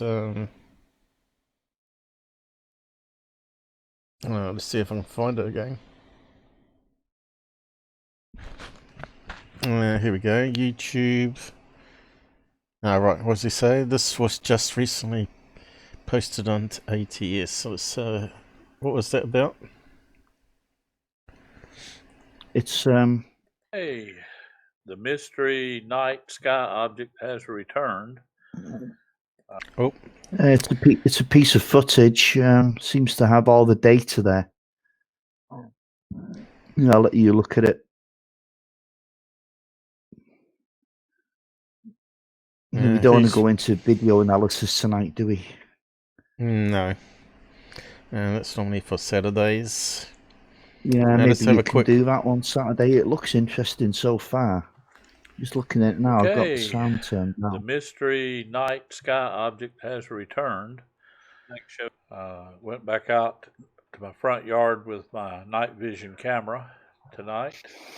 And that looks like the Starlink ones. Is he aiming at the sky there or what? Oh, it looks like Elon Musk's satellites, doesn't it? It does so far. Today is August the 14th. 4 or 5 in a group. Tuesday night. And this thing showed up again. It had been over a year since I had seen it last, which is not to say it hadn't been around. in a year's time. It's just that I'd knocked it out. 2018, right? So that would be when they were starting to put them up there, wasn't it? I don't Not know. too sure. I thought it was later than that. They're not doing anything unusual. They're kind of static in the sky, aren't they? And they're holding formation. Yeah. They could well be satellites. Yeah, it could be. Let's Starlink first launch. When was that? That's what we want to know. Yeah, cons of Tbay here. There could be more to it than just the February 2018. just those lights. Okay, so they were up there then. Unless I'm reading it wrong.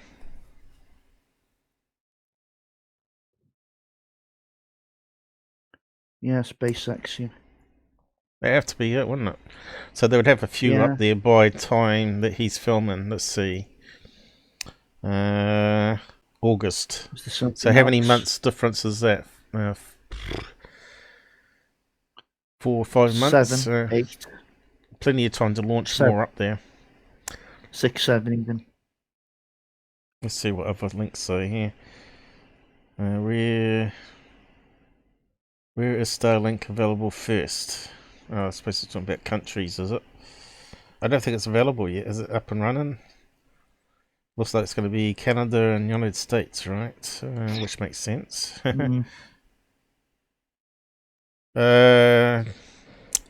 Product development began in 2015 and launched in February. Yeah, it looks like the Starlink ones so far. Anyway, Yeah. I'm just. Yeah. And what's this one here? Down close to the International trees, Space near Station, the that edge is. of the yard. Now watch here.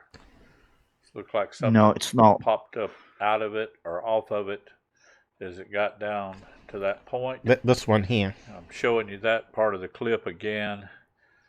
That's typical International Space Station on night vision. The other one shoots up from that.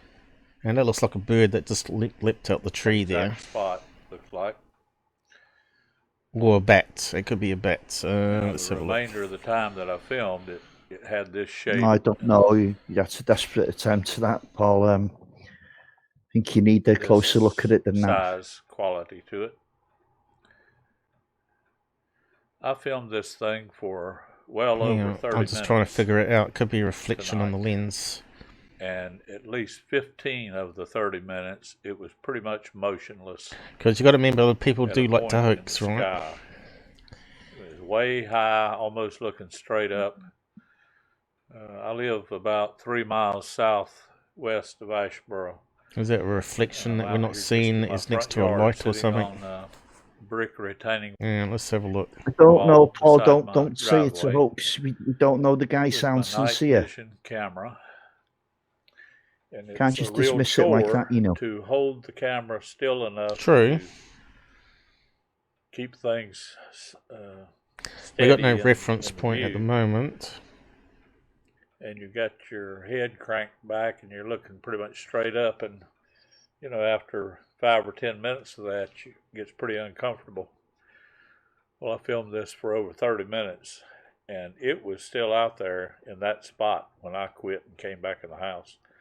I just couldn't keep doing it. Does kind of look like a letter O balloon, actually, to tell the truth. A clear one. The other times that I've seen this thing, it didn't hang around that long. I might film it on. And he's moving around there, so. Yeah, is he moving it around, or is that actually moving it around? Well, we got no reference point, but I think it's this hand movement here. Well, no, you had the trees there earlier, didn't you? What I was able to yeah, we had a reference point earlier, but not now. If anybody has an idea of what kind of looks like a letter O balloon to me. I don't know how the hell you can tell that. Well, it's a donut shape, and now it's on the edge again. I know it's not a plane. It's not a. So if you go back to where it gets. Where does it start? This thing here. Edge of my yard. Now watch here. Goes behind That's the trees. Not a balloon. Look like something.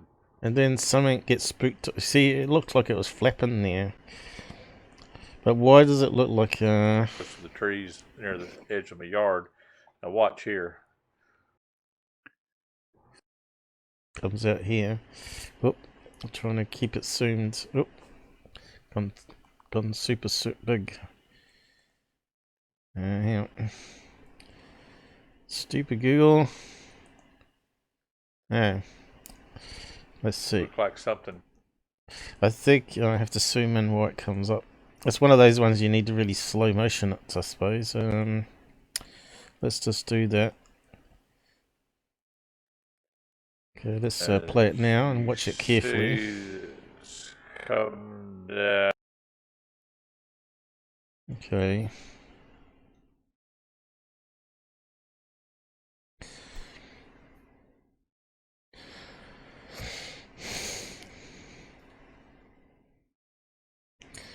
So we got the date and time. I wonder if we can find out if International Space Station was flying over his... We haven't got the location though. But that could be a drone or anything really, couldn't it? And it looks like it scared a bird there or bats, but it's not flapping. So that still could be a hoax, you see, like they're flying a drone around and then they just released like this O balloon. So yeah, unless we know the guy. Oh, that's a bit wild for me. I think you should take it on face value for now.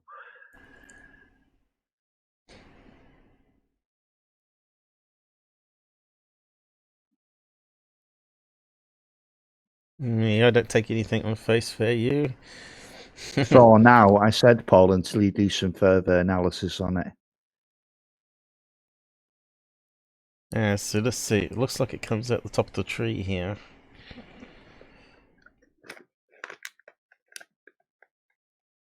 There it goes, look.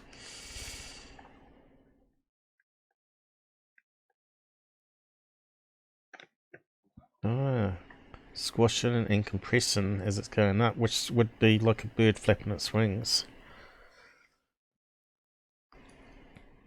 But why does it look like a O shape? But then again, I'm not familiar with these cameras. See, it looks like an O shape there now. See that? Oh, it's dark at the centre, yeah. Is it flapping its wings? It's not behaving like a balloon, is it? I think it's out of focus bird flapping there, actually. And it's just forming an O shape through artifacts here.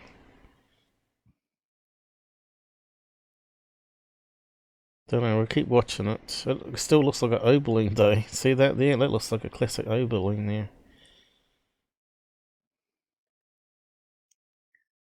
And now it's like it's deforming. Weird. I wonder if we can find similar night vision footage that looks similar to that. Where they know it's a bird or a bat.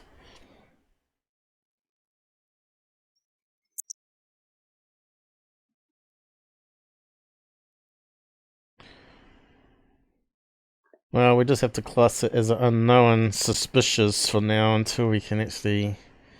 Yeah, that's the best thing to do. You can't...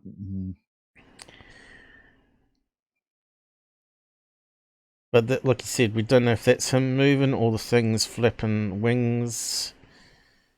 Could it be some sort of weird bug that's fairly big in the trees? A big moth of some kind?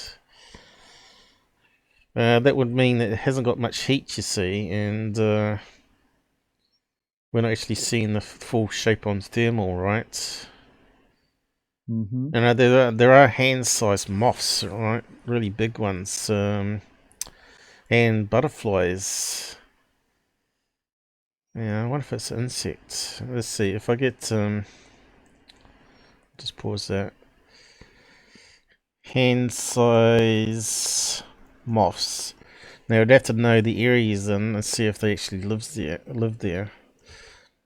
Hand-size moth. So they're fairly big, But we got no size comparison because it could be a small tree that it come from or a big tree.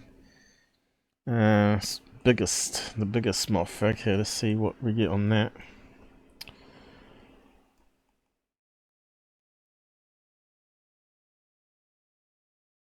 I think the person Hercules, it's called. viewing that would have known full well if it was a moth or not. 27 centimeters. That's quite big, isn't it?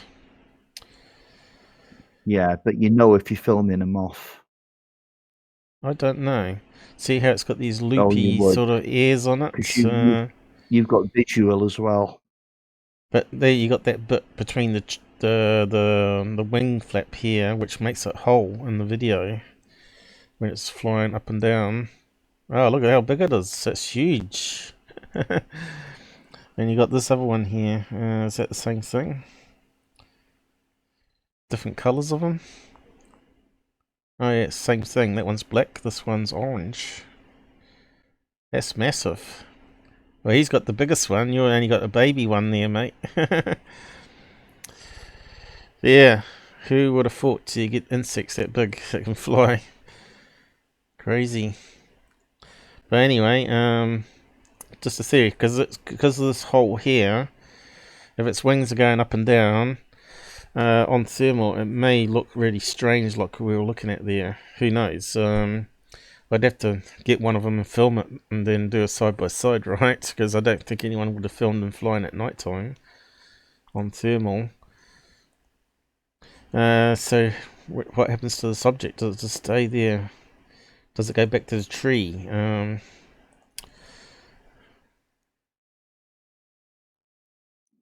It's 7 minutes long, you see. Yeah, he said he was filming it. What did he say? 35 minutes until his back gave in.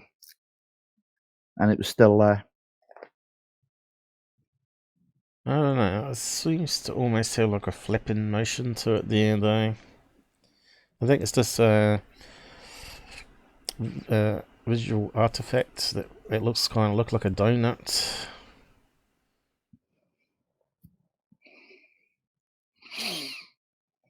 Anyway, but yeah, I think at the beginning was Starlink, and then fly past of the International Space Station, and that thing took out the trees. Could be something natural, or it could be something unusual as well. But in that case, yeah, quite interesting. Side tour on that one. So what were we doing? Did we actually read all that? I think we did, didn't we? Yeah. Oh yeah, we're talking about GoofOn. That looks a bit like GoofOn, right? So we got to have GoofOn. Here he comes. Meow. Ma! Everything is so small. Wait, I think I. Ma! Oh, right, I forgot to untick it. Everything is so small. Wait, I think I may have found it. Isn't this bizarre? I don't know what I'm doing. How do you? No. This is unreal. Oh wait, hold on. I think I see something. And that was an interesting one. So I don't know what the red worm is. Balloons. I would say it would be balloons, but it just didn't seem like it. Just bizarre. Anyway. Ma! Yeah, he's never going to live that one down. Remember, he was having a go at Bruce Maccabee, saying it was useless. And he'd send his videos to Third Phase of the Moon instead of giving it to Bruce Maccabee to analyse, because he can't tell the difference between balloons and UFOs. He's very insultive the other day. But anyway, he's a funny guy. He talks crazy stuff on his live streams. That he's stupid and all that. He admits it, doesn't he? He says it on live. I'm stupid and I can't research a thing to save my life. And then later on he's saying, oh, I researched this. He sort of has double standards and counteracts what he's saying himself, counteracts himself. Oh, can we He's an not idiot. talk about him, please? Yeah, I know, but Tbay probably would have enjoyed that little thing I did on GoofOn a while ago, because he's new to the channel.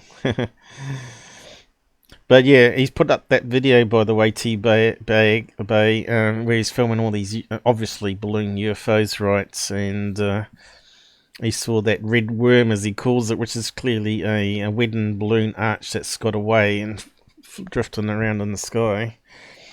But yeah, he's always calling out meow, and when they mentioned it in this article, it sort of reminded me of that funny skit thing I did. So, what's the next case we want to do, or we want to wrap up today now on that last thing? We'll do one more quick one, Paul. Righto. As long as we got people watching, we got 4 names. So, hey, Yeah, okay. Renee. Oh, Renee's come late to join us. Yeah. Oh, he's a lurker. Maybe he watches and he doesn't say. But anyway, got a link to go.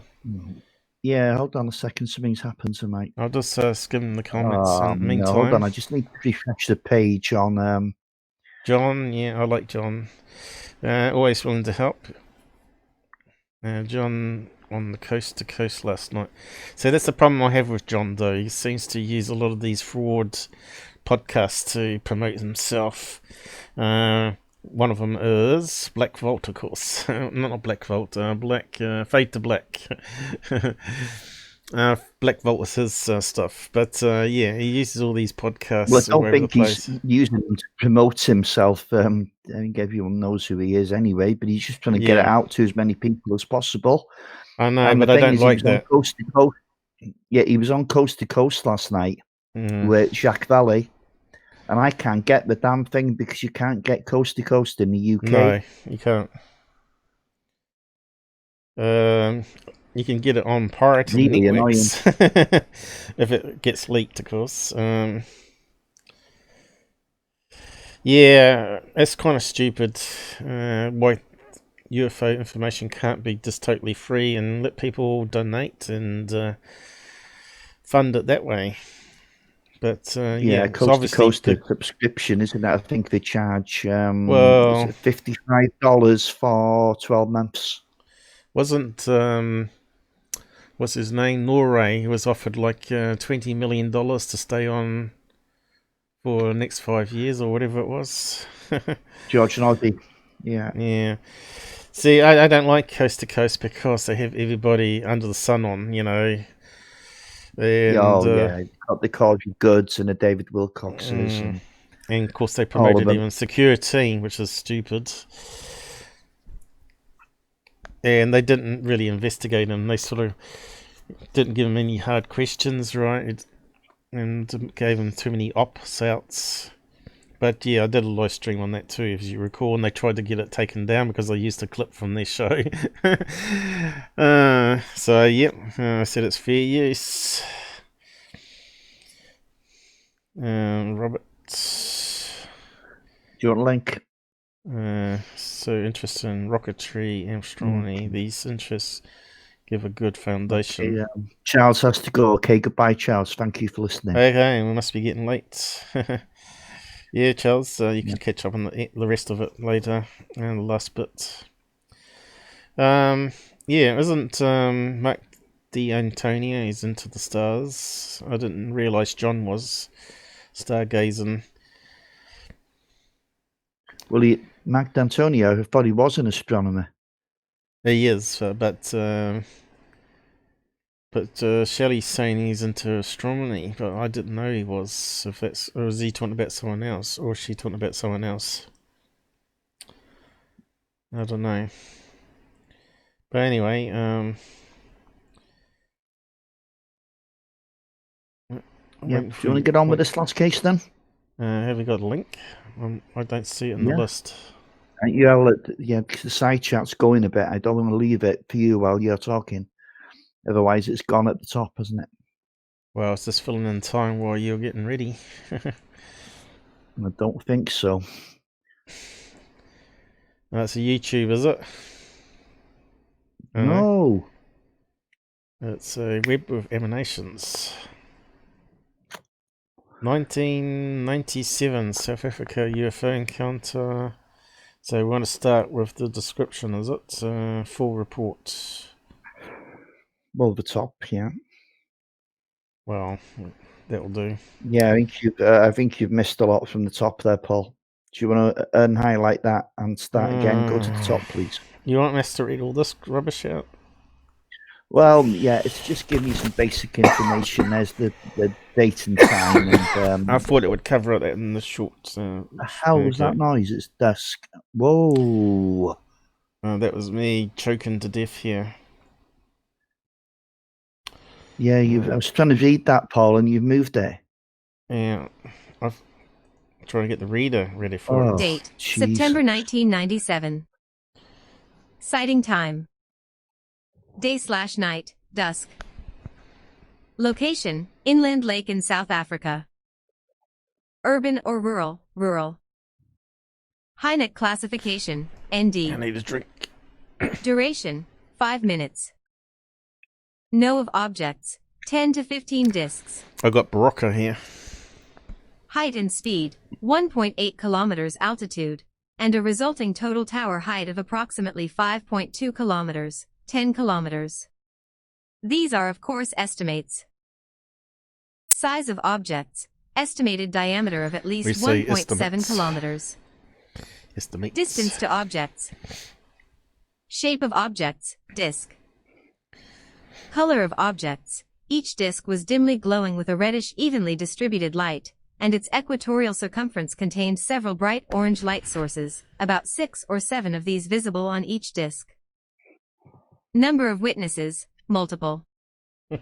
Source, Frank Valentine. Full report. This sighting took place in September 1997, while traveling home from windsurfing on an inland lake in South Africa. The journey took us past the CSIR, Council for Scientific and Industrial Research, buildings on the periphery of the city of Pretoria, which we passed on our left. It was dusk and we were traveling in a southerly direction home towards Johannesburg. My son, who is now a military instructor pilot and captain in the Air Force, and my wife were present while I was driving, with my son sitting on my left. My attention was drawn to what appeared a very tall tower of stacked discs ahead of us, slightly off to the right of the road. This tower conically tapered towards the bottom disc, i.e. the diameter of the top disc was largest and bottom smallest. The time taken from first sighting to passing the tower orthogonally to our right was approximately 5 minutes, at a driving speed of some 120 kilometers per hour, resulting in a distance estimate of about 10 kilometers. Each disc was dimly glowing with a reddish evenly distributed light, and its equatorial circumference contained several bright orange light sources, about 6 or 7 of these visible on each disc. We mentioned the phenomenon to each other, and began to discuss possible explanations. In order to test that this was not due to some internally reflective optical effect, I was reasonably convinced that it could not be, anyway, but wanted to be as objectively scientific in the observation as possible. I opened the driver's window, and looked at the tower from outside, confirming that it was an external, real phenomenon. This was further supported by seeing our progressive approach to it, and its growing apparent dimensions in our perspective. We observed that discs would periodically, at regular intervals, detach from the bottom of the tower and move off, in different directions. Some would take approximately parallel courses, others would vary radically in their relative direction to previous discs. Although we followed the flight of these departing discs in some direct, and thereafter peripheral vision, our primary attention stayed with the tower. We observed somewhere between 10 to 15 discs depart this way, but did not feel motivated to make an accurate count. Continually we had to balance our sense of reality against what we were seeing, and it was, to say the least, an unsettling and surely disturbing phenomenon. It was not easily intellectually digestible. Although the tower remained apparently stationary, the discs that flew off certainly appeared to be under intelligent, if not pre-programmed, stochastically robotic control. Knowing that 4 parallel fingers of one hand at arm's reach span about 10 degrees, I measured the apparent height of the tower shortly after sighting at about 35 degrees at the estimated 10 kilometers. resulting in an estimated height of 7 kilometers. This result did not surprise me due to the enormity of the tower and the time taken to approach and pass it. Do you know, it'd be great if he had some kind of a sketch, anything, because from his explanation, I know it's highly detailed and what have you, but it's very difficult to make out what the hell's going on here. Yeah, like I said, you can't beat someone drawing stuff or taking a photograph. Yeah, he seems a really good observer, doesn't he? Picture says 1,000 words, as they say. Yeah, exactly. Can you talk about the von Neumann device next show? Von Neumann device. Seems to ring a bell, but I can't picture it in my head at the moment. What's this about Victor, the alien S4? Well, first of all, we haven't actually confirmed S4 is actually real. Because it comes from Bob Lazar's line of fabrication. So we don't know if S4 is real, and so far, most of the alien ones I've seen always have been dubious at best. Is that the one that sort of falls over and they prop it up and shine a torch in its eyes? Because most of the consensus out there, that's a puppet. Because you can see how dark the background is. Someone's got a hand inside a latex head. If that's the one you're talking about, I'm not too sure. Jim Henson's best work. No, what's that? So we got multiple things asking here at the moment. Yes, video, that Von Neumann device is like a self-replicating machine, isn't it? Seems to ring a bell. I'd have to refresh my memory on it. I'm not sure how that relates to UFOs. I might be missing something. We can do a search after this case, I guess, to wrap up. Yeah, I'm already looking at it, Paul. I don't see how that relates to UFOs at all. Yeah, I think that's the one we're talking about there, isn't it? Area 51.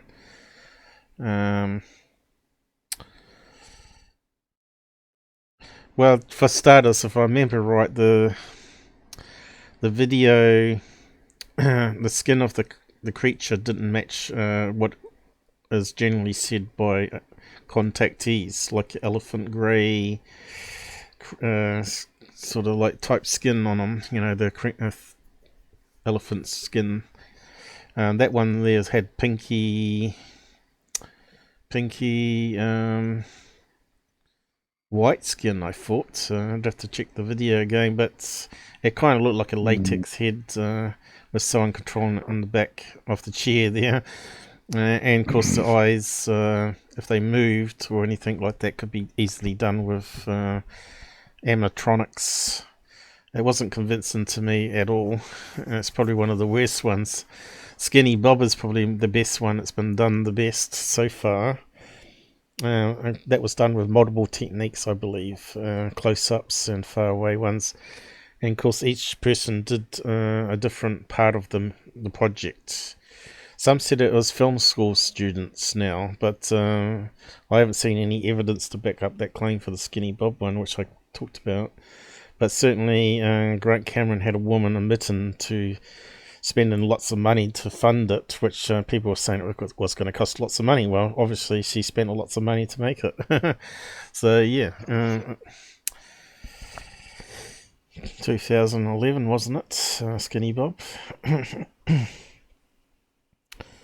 So Neumann device, have we figured out? Convincing footage of aliens, put it that way. No. Not a single one. The most convincing one of all was Alien Autopsy, by far. And we know for a fact that's a fake. The one I thought was more interesting was Mojo's one, because it seemed... oh, yeah, but that wasn't close up on the thing, was it? That was just a distant image. Yeah, still, it's really well hoaxed if he did it. And of course...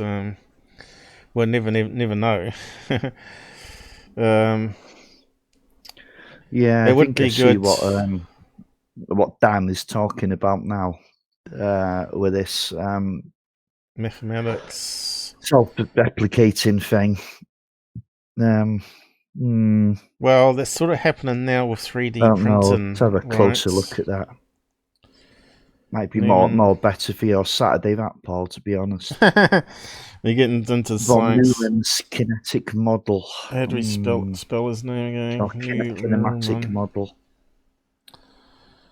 But Paul, do you want to finish this case off? But we're not even finishing the case, and we're going off looking at different things. It doesn't work. Well, they're calling it machine here. And there's nothing on it, which is kind of interesting. Spacecraft. Self-replicating spacecraft. Well, I think it's possible, with today's technology, it's getting there with 3D printing. And I've covered 3D printing in a particular live, didn't I? Where they can even print out food and even medical drugs and also skin, I believe, and fake meat. There's all sorts of crazy stuff they're mucking around with 3D printings now. So that's the idea that these little spacecraft, big as your hand, can go out into space, thousands of them, and when they want to replicate, they just simply land on the planets, consume some carbon and stuff, and manufacture, duplicate themselves into another 1,000, and then they go on their way and keep doing it. But you could see how that could be like a virus, where you have thousands of these devices consuming the planets in the universe, and eventually it's going to be a problem.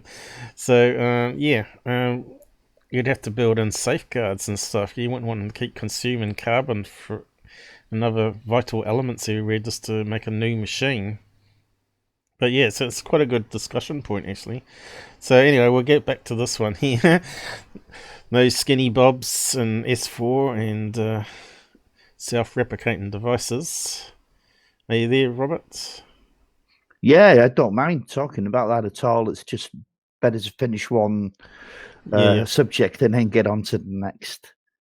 And now he's talking about Turkish UFO aliens. Well, they've debunked that too. It was actually internal camera lens. And I'll show you that one.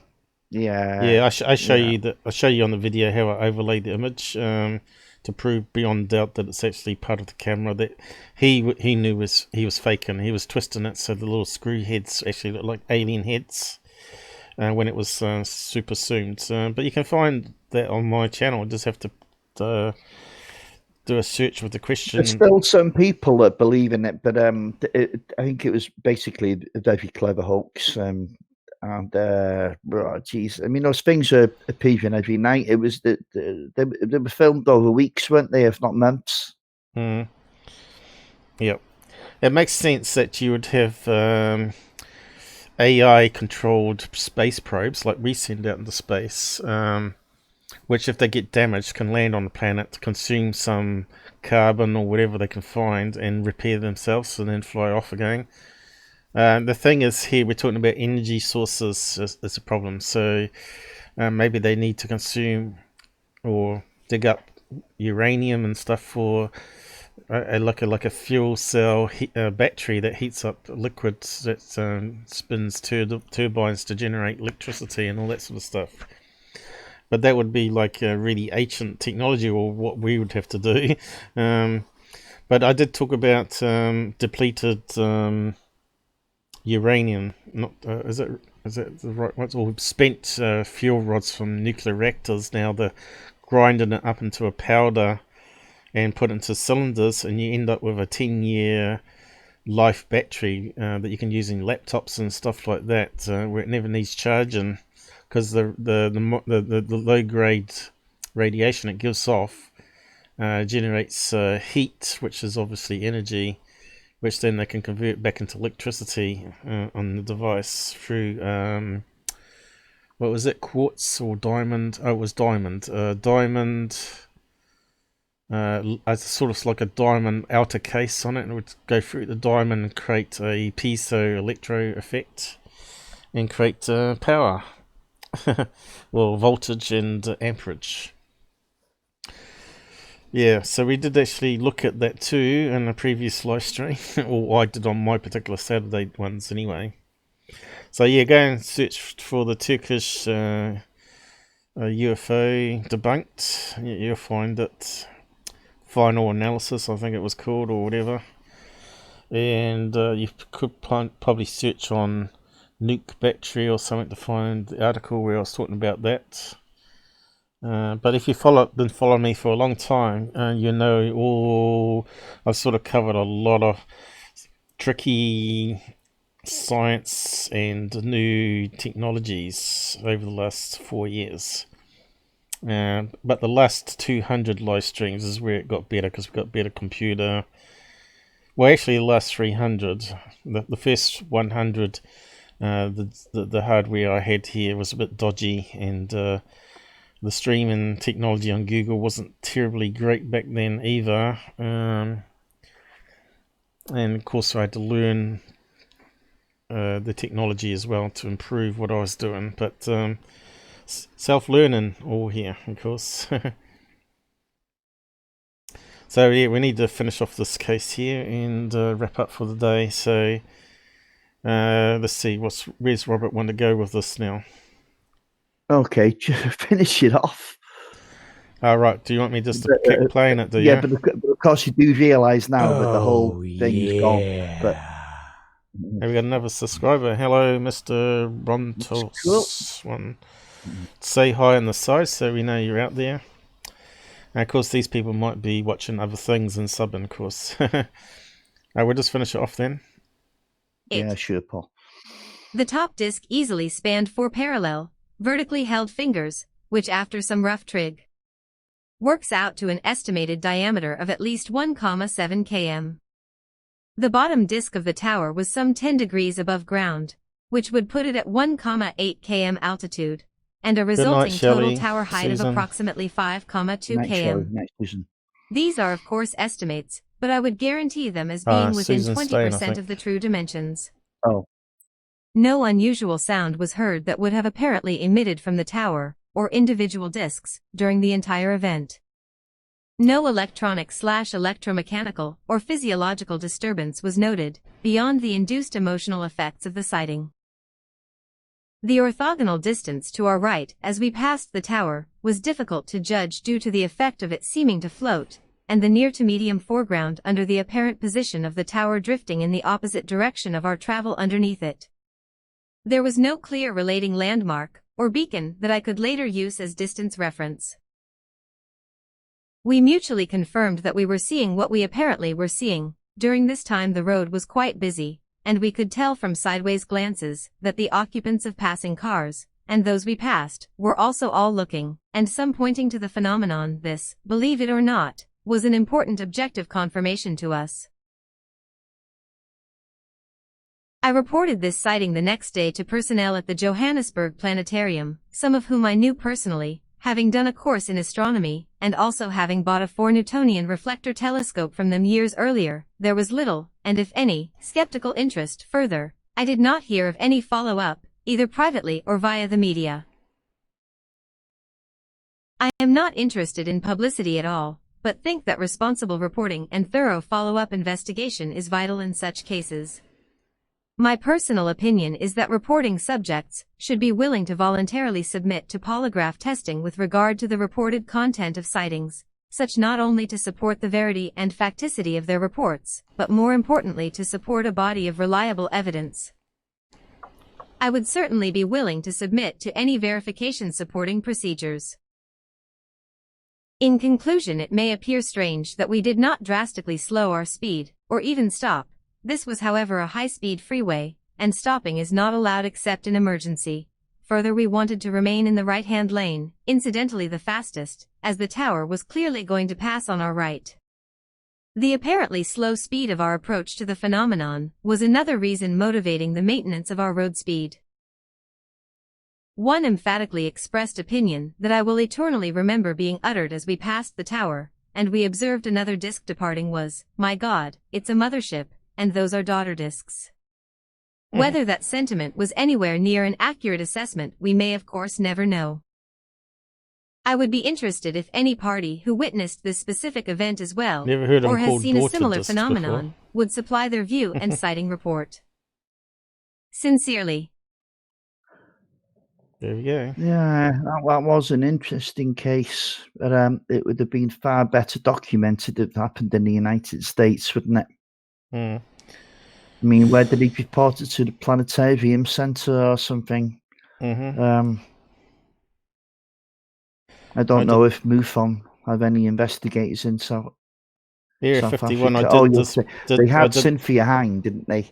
So Yeah. I don't know who they've got out there now. Mm. I'm just talking to Area 51. I did this memo one too, if you've not watched it, and I decoded it. Oh, yeah. Oh, but I mean, it's been done by plenty of people, hasn't it? Yeah, but it's amazing how many words that I got doing it myself matched a lot of what other people said it was too. So, yeah, you need to go and check out my channel for those ones you were interested in. Yes, there's a lot of cases to cover there, Robert, and a lot of interesting ones, obviously. But again, it's not good enough for the skeptics out there to prove it's aliens. Well, no, nothing ever is it, Paul? To be honest, there's always, unless you can show them a piece of one or stick an alien in front of them, then that's not good enough. They won't go with the body of evidence, especially once they've made a stance. Like people like Michael Shermer, Neil deGrasse Tyson, Mick West, Seth Shostak, all those people. They're always going to be in denial because they've taken a position, and now it's not going to look good if they go back on it. Yeah, is it? So they've got to stick to their guns as best they possibly can. But they are sounding more and more like dinosaurs now. Dinosaurs with a bad case of gout. To be honest, I think it's blatantly obvious now that there's something else going on. Whether they want to pick up on it or not, I think a lot of these people already know there's something out there. But it's it's going to be a hell of a turnaround for them, people like that. Yep, Townsend Brown. Who? Townsend Brown. It's one of my it's one of my more interesting episodes. If you've not watched that, I've put most of the key ones on the home page here, which you can scroll along if it works properly. I find that often Google only shows the first 12 and then it stops. But I was just seeing if I had it on the page here. So there's the Skinny Bob Debunk one there. Here's the one with my first analysis on the Tic Tac UFO. You can see there was a particular frame where it actually looked like a Tic Tac rather than the pear shape that we talked about today. So you can go and watch that. So you just have to go to the home tab. And of course we got the member stories, the best playlist member stories, and my own stories. There's lots to watch, and then you got the most popular uploads, which turns out to be me debunking security, and this crazy one with what looked like a Bigfoot and some crazy KKK mask in the trees. Seems to be the most popular one out there, and it was only like a 1 minute throwaway video that I did. When I first saw it on TV, I thought, oh yeah, this needs to be looked at further. And of course, better footage has come out, or we managed to get 4K quality to see what it is better. And yeah, I sort of debunk it after that point. But people still are interested in the Bigfoots off the swamps down there. It gets popular every time Naked and Afraid comes up. It always gets in the searches for some reason. Yeah, so what was the one Turkey one? It'll be in that list on the front homepage there somewhere, but you just type in Turkey. Yeah. Now initially, the incident was in the 90s, wasn't it? Yeah, initially I got conned by it myself, and when I first started this channel. Some people still are. So this is my first video on it, and where they're analysing the movement of the heads. So I got conned by that. But now I know better, and so I keep it up there. But you can see here I did the honourable thing, actually changed the title, debunked fully now. This is what you do if you're a credible UFO channel, right? Space time and viral UAPs. Where's the Turkish one? Here it is here. Alien footage debunked again. So it was that one there, I think, was the final one. There was like 3 episodes or 4 episodes I did on Turkey. And I just decided to do it really, really good. And that was the one where I overlaid the lens. Because no one out there had done it properly. And I thought it's about time that someone did. So Turkey,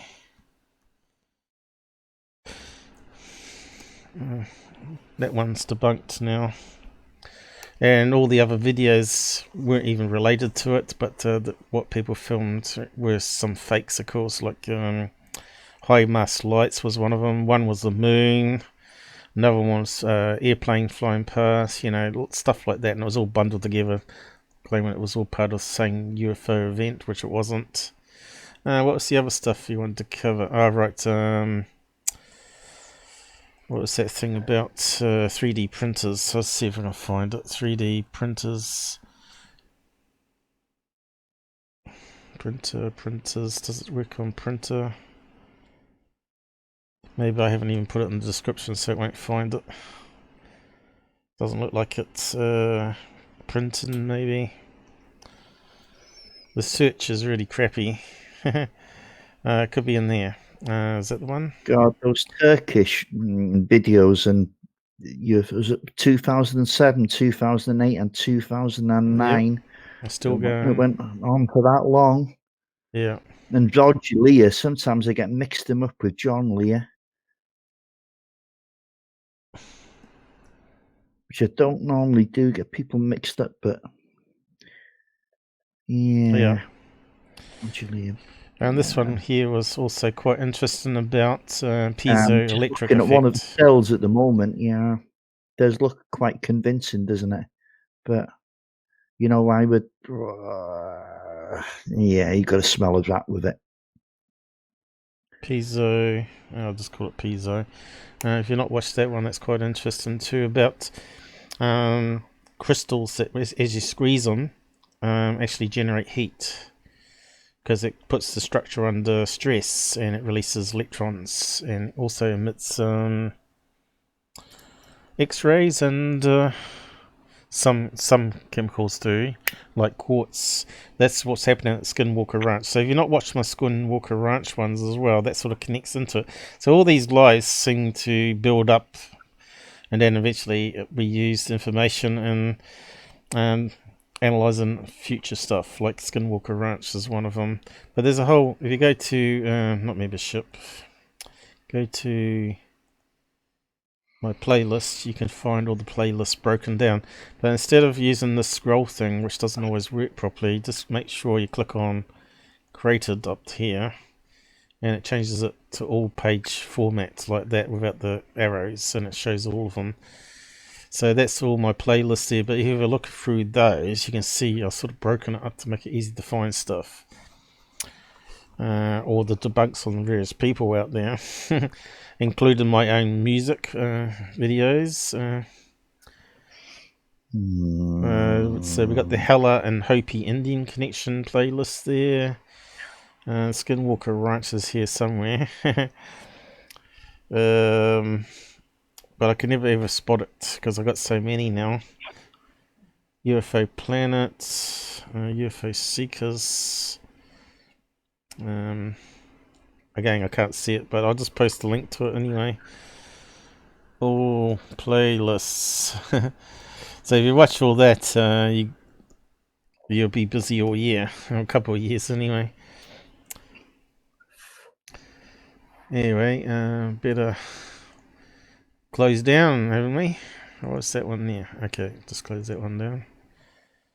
So I think we finished with this one here. Let's just recap it. What was it now? South Africa UFO encounter. So what's the FFMI on that one, Robert? Ooh, I'd give it a good 4. A good So you 4 out of believe 5, definitely, yeah. because it's got multiple witnesses. And a really good observer as well. Really good witness. Shame it wasn't investigated further. Yeah.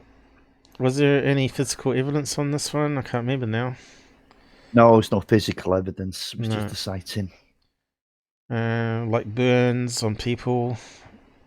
No, nothing like Nothing that, like Paul. that. I'm just seeing if I missed something while I was doing other things. Now that's the problem when you do multitasking here. Yeah, well, don't do the multitasking in the middle of a case. There's always time to catch up to I know. It's later, at the end there. People are more interested in asking questions at the end there for some reason. Normally, we'll probably have to say, yeah, we'll answer any questions after this case, I think. But it's all right. We just want to be, like, friendly. Yeah, that's fine. Just before we finish off, Brandon Fugel, the guy who's taken over the Skinwalker Ranch now, when did he buy it? 2016, I think. And he was on Saw's radio the other day, and it wasn't a good interview. It went badly for him. There was a lot of questions he couldn't answer, you know. Oh, that's not good. Like, for example, why everybody on that ranch has to take an NDA. You know, he just couldn't answer that question. He was all over the shop with it. Yeah. I was like, wow. You know, and he was saying, you know, from that TV series, Skinwalker, what was it called exactly now? You watched it more than I did. I was put off from the beginning with that, to be honest. But anyway, whatever it was, Hunt for the Skinwalker, that TV series that was a load of garbage, he was saying that was irrefutable evidence. Yeah. No way was it. No way was that irrefutable evidence. It was a TV show, and he said there was no acting whatsoever. It was all real as hell. Yeah, but I've been talking to the guy on Twitter. I was talking to the guy on Twitter, and I said, yeah, there's none of the UFOs they had on it were actually UFOs. They're all mistaken identity again, and yeah, I know. And I broke up a report about what the radiation is going to be. I actually predicted what it was going to happen on the show before it actually happened. Remember, because I was using science, and I was saying it's going to be, you're going to find radiation. It's going to be from radon gas probably, and it'll probably disappear and come and go, and microwaves will come and go because you've got the piezoelectric effect of the quartz being squashed in the range there, and it's coming up through the lava tube vents probably underground there. So all that sort of thing to come true, and then they talked about it being like a big underground dish, which if you look at this, probably if you did a deep scan of it, of the rock layers, yeah, of course it could form like a dish effect with quartz crystals being compressed by ground movement, because they do have ground movement over there, don't they? And they'll have little mini quakes, and when that happens, it emits radiation and mucks around with all the electronics. So I think it's something natural there, but maybe, as we know, paranormal is a mystery, and sometimes that stuff allows the paranormal to develop or open up portals into the next dimension, which is something we've yet to prove. You've got to take into account that whole Unita Basin. It's not just Skinwalker Ranch; it's the whole area surrounding there. But the thing is, you know, I can't even finish. Go on, Paul. Finish off.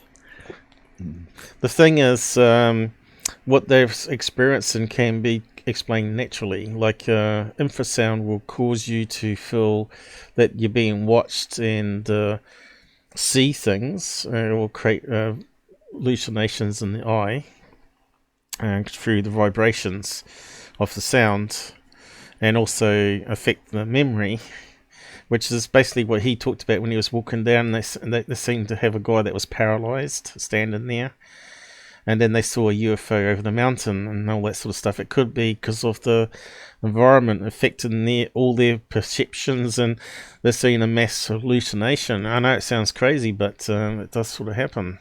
So there is real science on that ranch to be investigated and figured out, whether it's to do with aliens or ghosts. Paul, they had the science Bob on with him. Bob Maguire, he's a scientist, and he asked them all kinds of questions, and he was questioning the science they were using, and he was really struggling for an answer. The guy's a bit of a phony, you know. Give it up, Paul. And he came over as one as well. There were types that are beating you to death. Yeah, well, D is next to S, isn't it? I was trying to say Dan. If he joins as a member, or anyone out there joins as a member, we'll be able to get extra emojis for alien heads. So, yeah. Well, time to wrap up now, or you want to have your say? I'll let you have your say if you want. Hey? I'll let you talk if you want. Go. Talk. Same time next week. Okay. You had your opportunity. Okay. Here we go. Let's see if it works. I think it worked all right today. Everything was all right, wasn't it? Yep. And yeah, we had some good discussion going on there with side chat and us. Yeah, he got some subs out of it as well. Today seems to be more people about than yesterday, though. Not too sure why. They just don't like your debunks, that's all. You got a Saturday night, Paul. They don't like me, I reckon. I had a look in, you had 3 or 4 people watching you.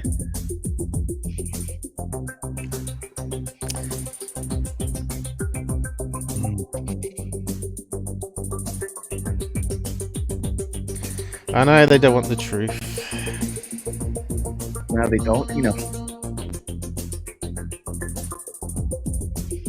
But we don't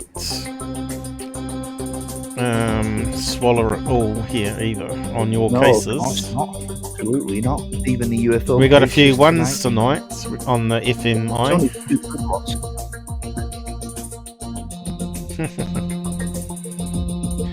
They don't all hate me out there. Charles loves me. Charles loves you, yes. Man love. Good night, people. Good night. We ain't going to get ads on this one.